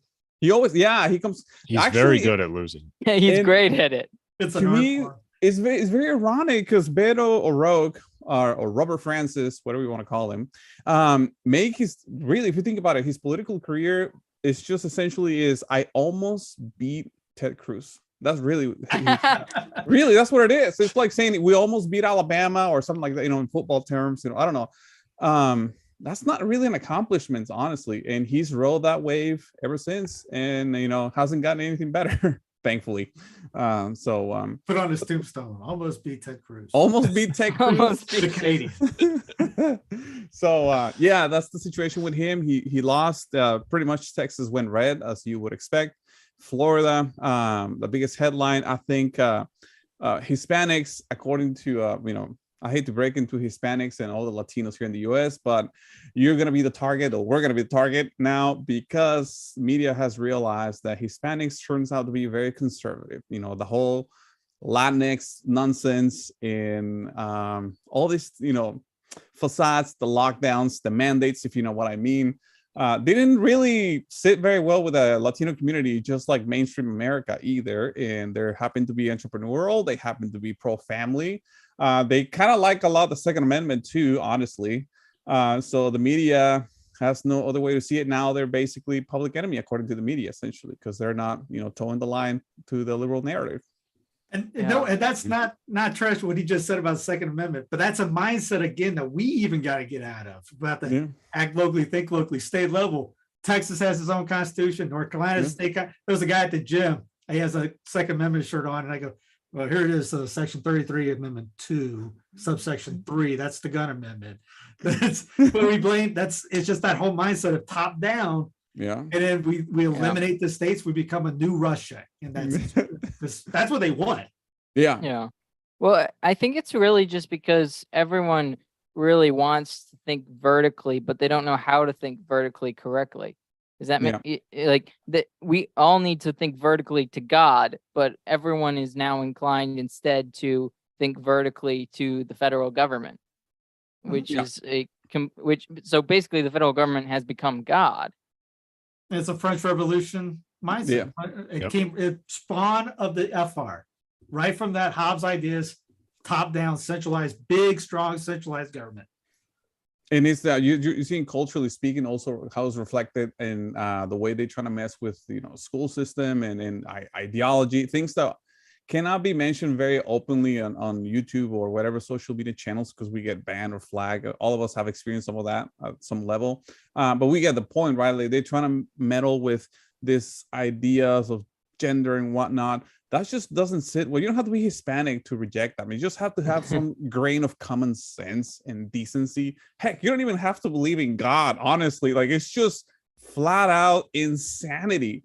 And we see in the last you know, for Steve and all of us, you know, that we talked privately and all that, was fairly evident like 3 years ago, but it's becoming flagrantly evident, embarrassingly evident. I mean, you have to be like obtuse not to see what's going on out there and what's the plan. The writing's in the wall. It's been on the wall for a while and people are responding. And to Steve's credits, you know, that emphasis on the states level, that's very important. Texas, unlike other states, actually has the weakest executive power branch. Essentially, the governor is almost like a Christmas decoration. You know, it really doesn't do a whole lot. Actually, the lieutenant governor has more power in Texas than the actual governor, but he's the face of the state, you know, when it comes to business meetings and all that.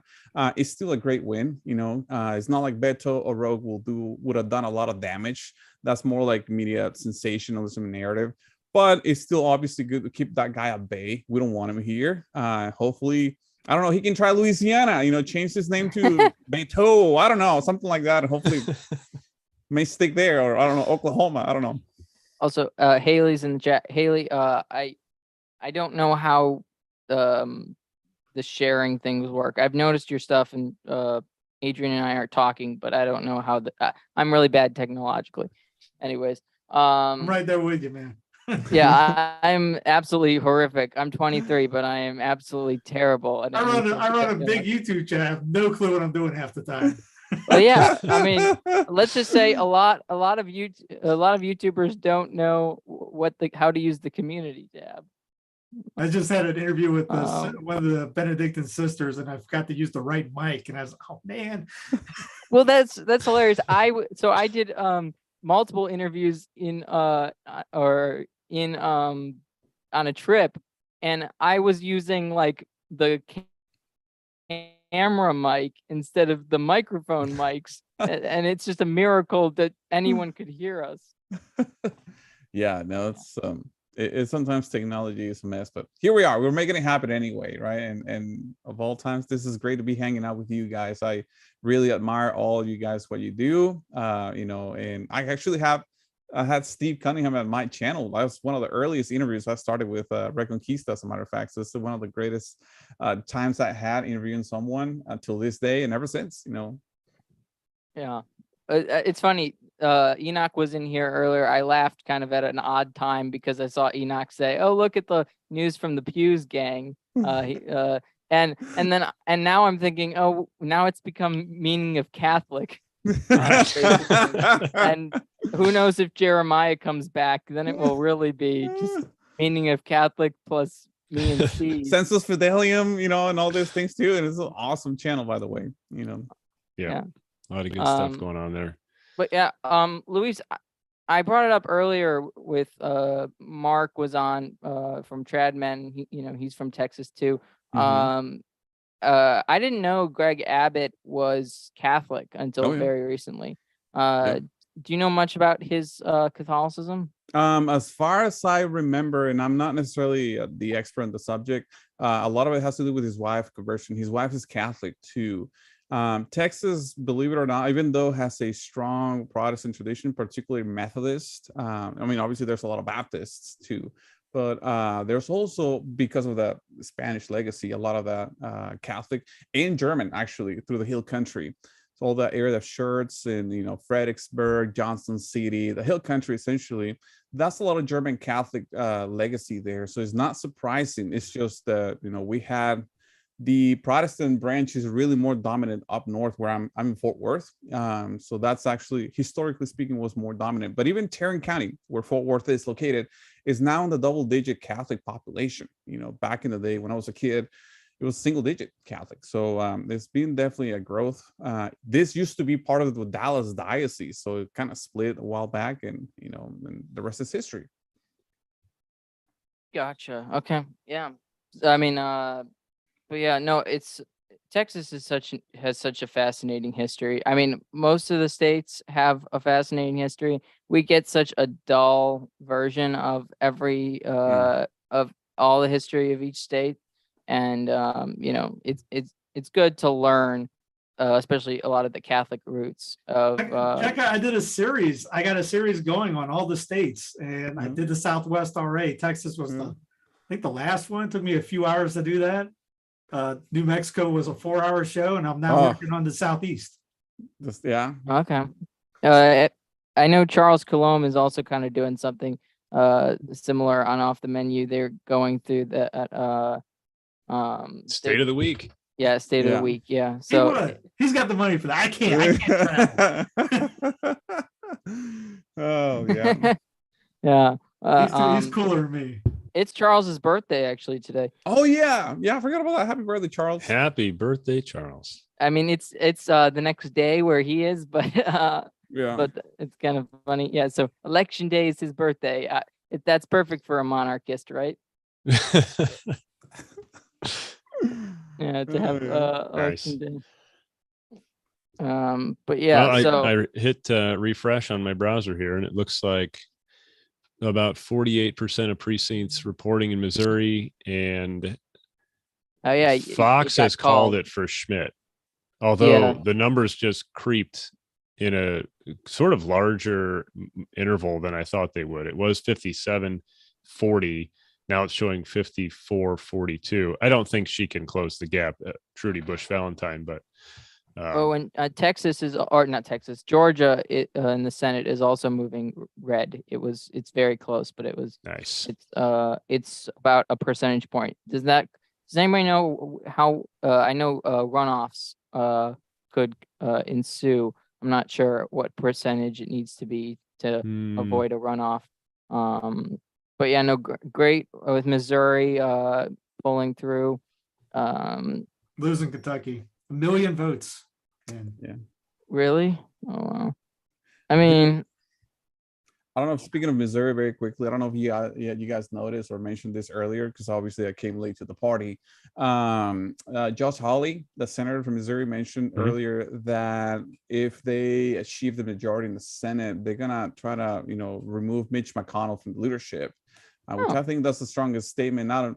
Again, I think it's a lot of it's circus, but that's one of the few senators who has shown a little more, how can I say, like, more patriotic, sentiments, if I can put it that way, compared to, like, let's say Marco Rubio, which he won and all that, but he's, in the intelligence committee. I think he's one of the chairs of the committee anyway. So he's deep in the system, to put it that way. Hawley, along other senators, he's the one who hinted, before hinted, now he flat out said, we're going to try to remove Mitch McConnell from leadership, which that will be a huge task. I don't know how. Honestly, Steve probably can. I would like to hear your opinion on the matter. I don't know how feasible that is, because that's a dinosaur when it comes to politics. One of the old timers, Grassley, the other one from Iowa who got reelected, Schumer from New York. It's one of those. It's hard to remove those guys from power. They're not going to go down that easily. It's kind of like Hillary Clinton, right? They just stick around for whatever reason. they never leave. There was a guy in North Carolina that got even the state election. I forget his name. Is in Monroe. 10th re-election. wow. But they look at locally. When I ran in 2010 in South Carolina, seat 75, I think I was the first guy to run against him in 8-10 years, and nobody. Usually, everyone runs unabated in the state runoffs. So these guys get in, they make a seat for themselves. I mean, unless they get kicked out, which rarely happens, or retire. That's the only way they're going out. But money, they get a fat check from all the lobbyists. They're multi-millionaires. That's one of the things with Franklin said about the power and money. It's the power with one or the other. I'm butchering the thing, but it's not verbatim. One or the other is not too bad. But when they're combined, you're gonna get evil out of the people. And he goes, there will be your rulers. And we're seeing it. And honestly, even if they're not physically capable, or even cognitively speaking, they'll still hold them in power. I mean, we see what's happening in the executive level in our nation, sadly. Somehow that guy has been sustained, I don't know, by props or strings, whatever it is, but clearly somebody's propping that guy in the Oval Office. Heck, we saw that even in South America with Lula being re-elected or, elected. Obviously, we know how that works.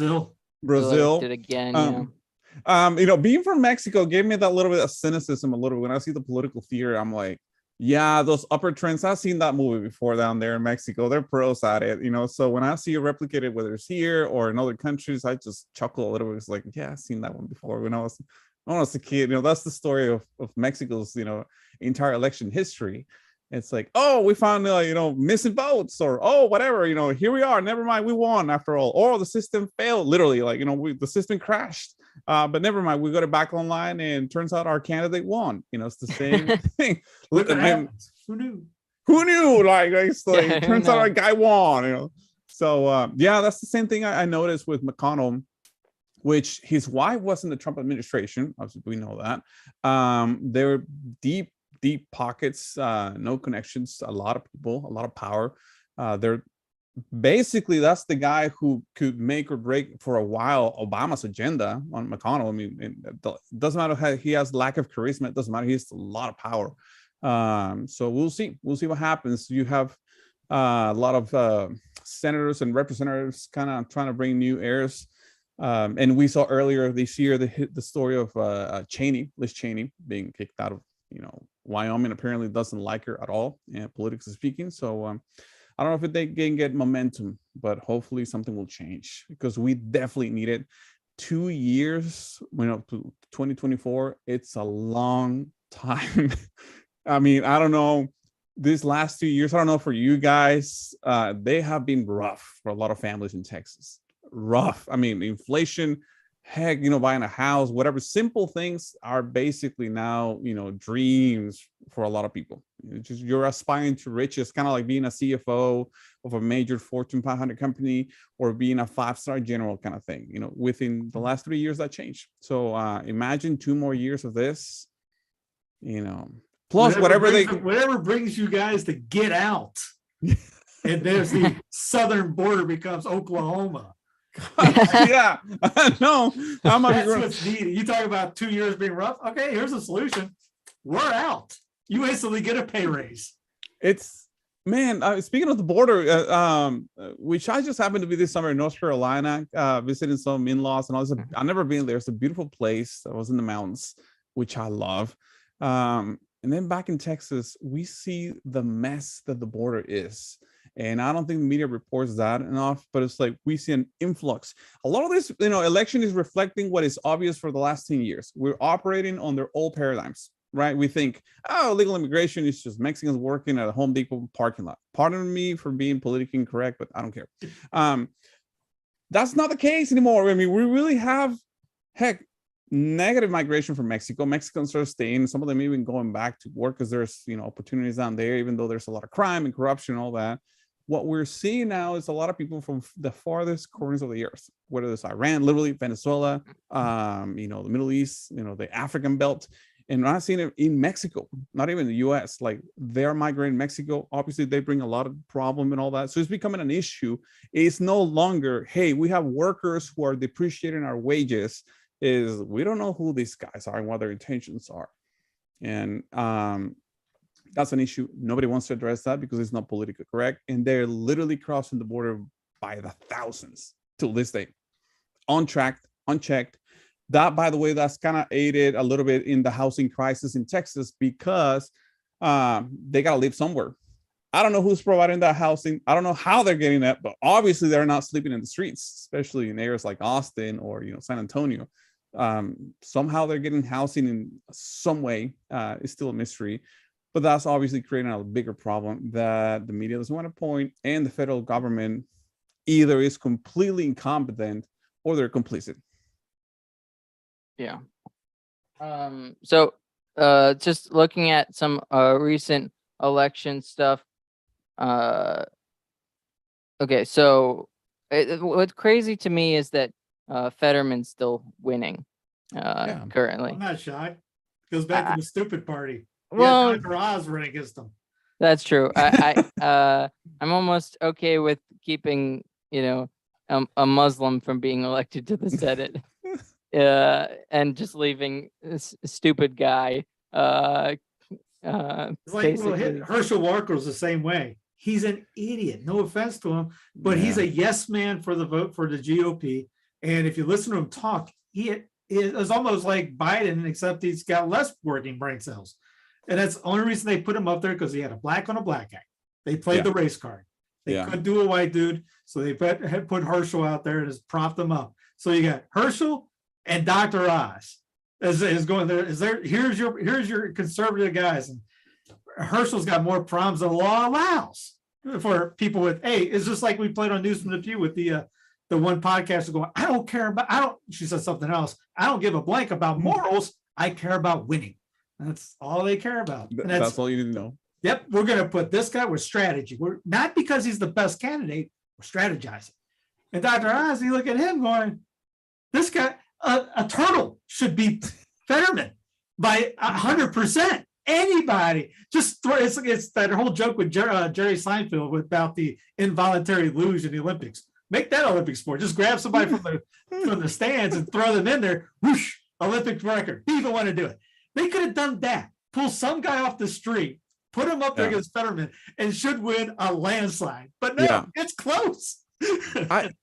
And I don't get it, because Pennsylvania is a very, no offense to the rest of the states, but it's a very important state. It's not like necessarily like we're talking about like West Virginia. And again, I love West Virginia. I've been there. It's one of my favorite places to visit. Or, Wyoming, which low population, or, South Dakota, for example. It's like Pennsylvania represents a lot of power, a lot of money, and they have a lot of oil, actually, a lot of natural gas and whatnot. So it's actually not a small thing. Why would you put somebody like Dr. Oz to run in that state? It doesn't make sense to me. But because he's got, I don't know, he's likable to the establishment, which is nobody. yeah, Right? Like, I mean, nobody likes the establishment except for the establishment, but the establishment have the power. yeah. And in the age of Trump, kind of, I think they can get away with it since he seems like an outside candidate, even though he's really not. You know, The way I like to describe that, to regarding the GOP to people outside of the states is, even though it's part of the same wing, you have different factions. Think of it like the cartels in Mexico. They're fighting the drug war. They're all in the same business, which is drug trade. But even though they're rivals, they're still part of the same movement. Or like NFL teams, yeah, they're different teams. They're still part of the same game. And clearly, we're seeing the two factions, duking it out right now between the Trump faction and the establishment GOP. And the establishment obviously has lost the ground. They're the elites. That's long been established. And the Trump faction has realized this: we got to appeal to the masses, to the common folk, and they're trying to do that while cooperating with the global interests we're seeing. Whether it's for your quote unquote health, or whether it's economically speaking, or trying to make you eat bugs, or it doesn't matter, whatever it is. Just like we're seeing in the global scale, we see, supposedly this image of Vladimir Putin, for example, being like, this resistance to the corruption of the West. He's friends with Klaus Schwab. He literally flies to the World Economic Forum, his private jet there, and he literally has them. And I have the links. I've shown them many times during my podcast. The guy brings people from the World Economic Forum to Russia and praises them, implements their policies. It's just a different flavor, but it's still the same concept. Whether it doesn't matter. Well, we're seeing the same thing here in the GOP in America. And it's hard to break through. It's better than, obviously, than nothing. And it's better than the Democrats in that sense, because the Democrats are flat out insane. I don't know what's gone to them, but it's completely irrational. I don't know whatever shred of, consciousness or decency it had is gone. I mean, it's been gone for a while. So it's better than that alternative, but it's still, we wish we can have something better. Hopefully, something else will surface in the future, and we can make some change in this country. Yeah. No, Anybody, it's gonna get worse. you missed it, Luis. We had also we had Eric on. So Eric and Steve were our radicals, our downers, our Debbie Downers over here. Well, I just look at the recent. As everyone knows that the comp plan stuff I've bunch to put on. It's just documenting this and see that the reserves from the oil just keep going away. And you see South Carolina, a red as blood state. They're pushing EV cars. Everyone's pushing EVs. You will own nothing and be happy in the sense of you won't be driving, because we can revolt it all we want about, hey, we're not going to get those EV cars. We're going to keep our trucks, whatever. But when there's no gas, what are you going to do? When they get rid of that, because they're depleting it, not drilling, and it's documented that they want to get rid of it by 2030. And that's just one thing I'll tell people. So you better about start thinking about moving it closer to churches, because they're not going to be able to drive to a mass, much less drive to a grocery store or anything like that. In Ireland, they have a 4-tier system about who can fill up. Non-essential is number 4 tier. What was non-essential? Churches. Mexico had a thing on a tier system as well. You couldn't fill up for different days. So when that stuff hits here, and 15 states have banned the sale of ICE cars by 2025, I think is 2024. Australia is banning banks from giving loans for ICE cars. Well, that means there's going to be no car. I mean, they're getting rid of transportation, and then they're not going to put stuff where I live out in the sticks in North Carolina. They're not going to put those chargers up there, so they don't care about. They're going to be in the cities. But it goes back to this is what's coming down until we've, as a whole, I think the church is the answer for everything. Obviously, everyone out here knows that, and will agree to that. If we would just get out, unfortunately, the Holy Father is part of this. But he won't live forever. Maybe he dies a holy death in a year or two. We get some, maybe, I don't know, who knows? But we need to pound our knees to the ground to get some penance in this, because it's going to get, we're 2022. 2029 is that 100th anniversary of the Fatima consecration. Yeah. It's going to get ugly. So as the one priest said, can you smell the sulfur? I mean, yeah, look what we're doing with the abortion votes right now. We could talk about the, red wave, whatever. Sure, red wave is probably going to happen. They're gonna impeach Biden probably a couple times because that's the cool thing to do. We're going to impeach everybody because drama TV, made for TV. Yeah. They're going to end January 6th commission. That'll be gone because that's part of the deal. And it's kind of like Trump getting in. Steam's going to be let go. There'll be less fighting, less heated. It's going to cool down for 2 years. I don't know what happens in 2024. Probably Trump announces later today he's going to run for president. Whoopee. All the people that are saying that, oh, well, it was fixed then. It won't, somehow it's not magically not going to be fixed in 2024. I don't know how. But we're going to have pro-death states. The entire union of the federal public is going to be pro-death probably within a decade. We may lose all 5 today. Man, I was speaking of pro-death states. Actually, earlier this summer, I have been lost in Southeast Kansas and Southwest Missouri, around Pittsburgh, Kansas. It was a little college town down there. And, there's the only Catholic church in the area, Our Lady of Lourdes, speaking of. So I go there, love that place, love it. So we go, and the priest actually come out and during the homily says, okay, I'm supposed to preach, but my pastor is pulling rank and he's going to give a sermon. And it was during that week, the month of August, they had elections because they're trying to legalize or keep abortion legal in Kansas, which is a very conservative state. And the pastor was bringing some, really impressive stats about Planned Parenthood is bringing millions of dollars, lobbying all these things, because Oklahoma, Arkansas, Missouri, Texas, which is as conservative as you get, at least, population wise, they all have outlawed or made it really difficult. And they want to create, according to Planned Parenthood, perspective or strategy, put it that way, a oasis, of abortion. So otherwise they'll have to go all the way to California, one of those left-leaning coasts in the country. That's kind of far. And they succeeded, sadly, in making Kansas, a state that protects abortion. And somehow they're able to sneak some of those left-leaning policies in that state in the middle of the country, which is historically been distinguished for being a very conservative, pro-church, pro-family, your typical middle America population. They're really making inroads, and that's scary. And it's being reflected across the nation. Some places they're surprisingly going left by some reason, some miracle. I don't understand why, but it's happening. And then it really started affecting families. According to Steve and I, cross each other on Twitter a lot, and and exchange things. And I'm like Steve, actually, share a lot of the same values and even same understanding of politically speaking, the reading and all that. I'm as radical, I guess, as Steve. Don't be saying that you're going to end up screwing yourself somehow. Well, it's not a secret, obviously, but now everyone's radical.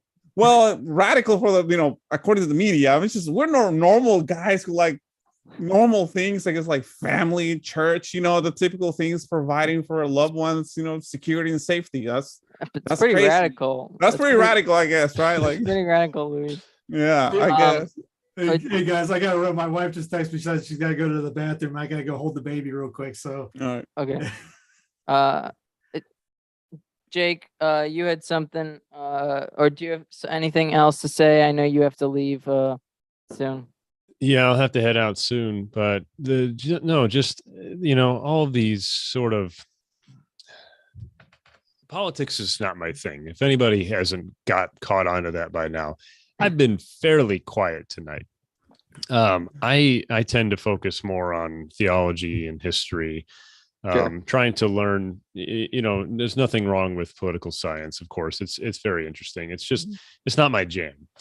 And I'm very impressed at the fluency with the other contributors that you've had on this evening. But one thing that does strike me is that in our country, and I know you guys will agree with this, of course, all of the viewers will agree with this too, but think to yourselves, does your neighbor think the solution is prayer?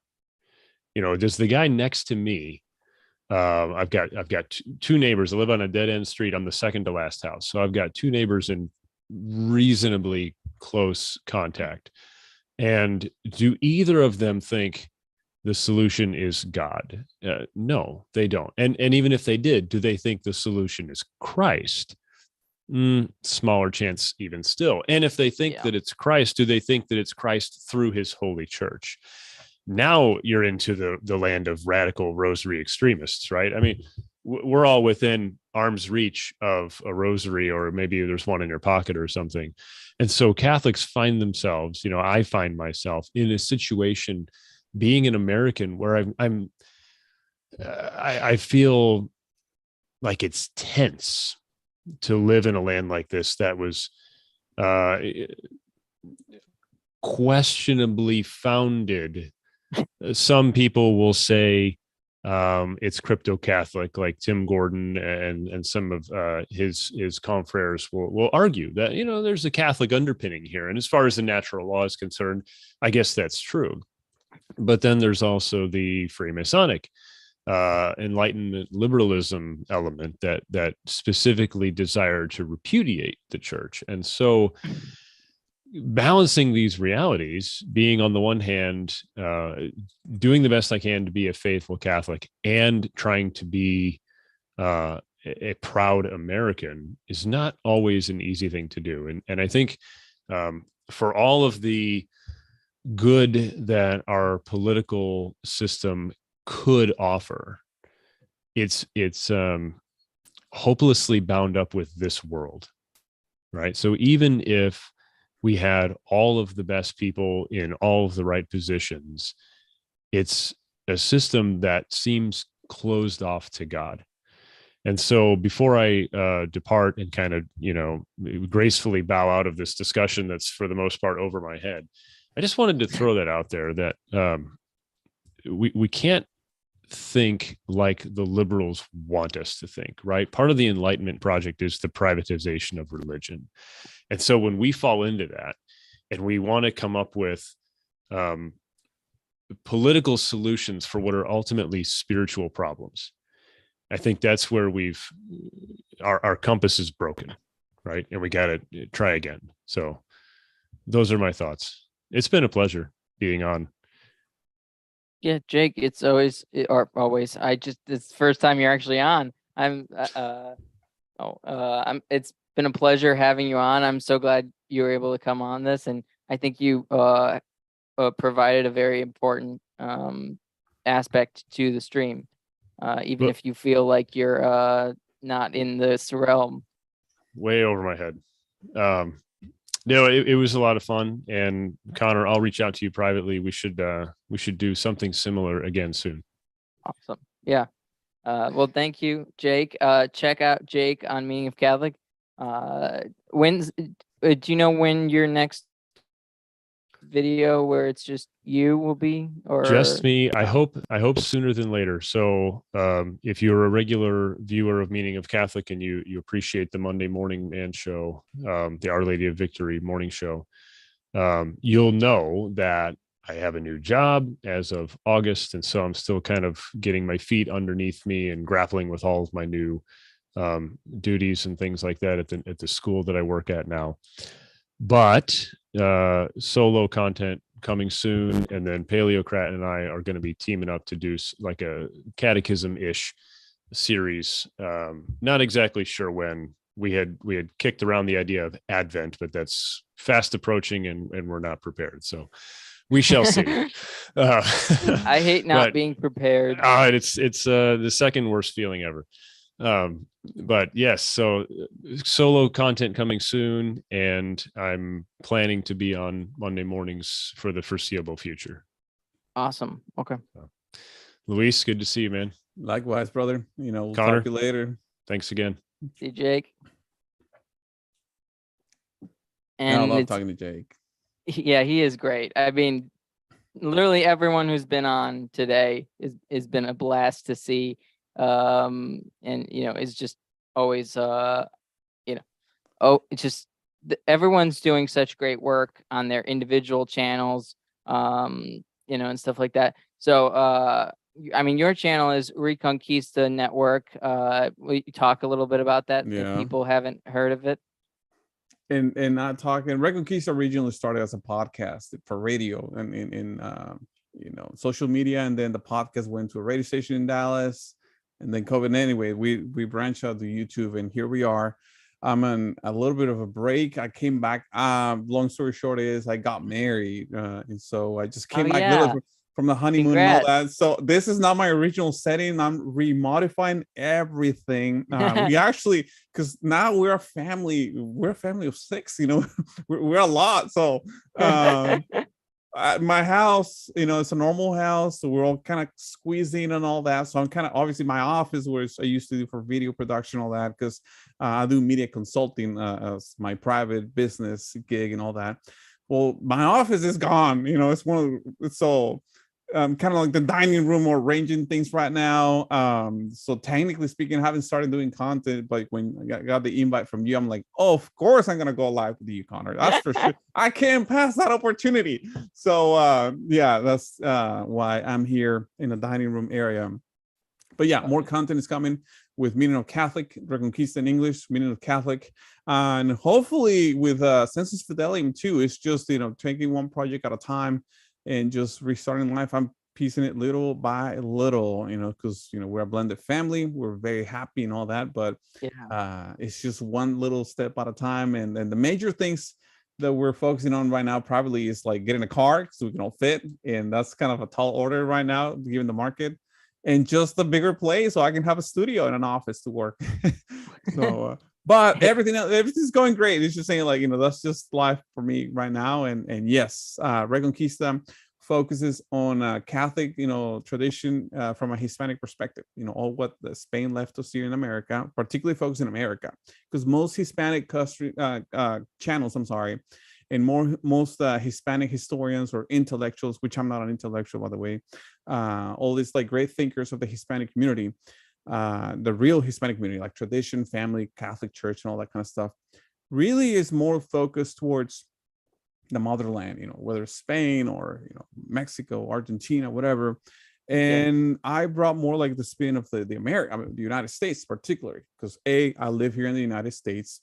B, there's a lot of history and a lot of legacy that Spain left us here that is rich, really rich, that we should all be teaching. And you know, we're making progress. You know, a lot of people are liking that content, so that's why we promote. Obviously, we're Catholic, we're traditional, you name it, the whole thing, the whole package. Yeah. But yeah, so Haley's in the chat and she says, I hope Luis doesn't mind. I link every Spanish speaking Catholic I know to him. Yeah, hi Haley. Yeah, it's a delight to interact with Haley too, and I see her on Twitter too, and it's awesome. I'm also on Twitter, by the way, very active too. That's probably social media outside of YouTube where I'm the most active, which is Twitter. I'm also on Facebook as well. And I think I have an Instagram, but I've rarely checked. But really, it's Twitter what I'm the most you know, involved in. And we obviously in Reconquista talk heavily about politics. Really, Connor, that's kind of how everything started. As for the longest time, I cover American politics. I still do. For different Spanish-speaking outlets, and at one point I got to be credentialed, you know, for the White House. I went to the White House right before COVID hit. Never been there before, so it was a blast, you know, covering a news conference there and all that kind of stuff. But really, my focus has always been American politics explained to non-Americans, particularly Spanish-speaking. You know, that's my native tongue. Yeah. And because, as you could tell, mass media, if you think it's horrible here, try to take a look. If you speak Spanish, you'll be shocked, and you know, it's even worse down there. So that's how, you know, I got my, you know, just head start in this thing, explaining how American policy works, who are the major players, why, who backs them up, what kind of money are there behind, all these things, and things I never heard before in the Spanish speaking world. And it's, you know, ever since called, you know, it just took over. Yeah. Okay. Yeah. I mean, I love what you do. I mean, I'm just happy someone's doing it in Spanish, and stuff like that. I mean, I don't know any Spanish, unfortunately. One day, I'd like to learn more languages. Probably I'll start with Latin and then I'll move on from there. Do you know the channel Borchamo? Do you know? Or Never heard of it. I know it's now affiliated with Me Catholic. The main guy there is Adrian. I know he's doing it. I know Adrian. Yeah. Okay.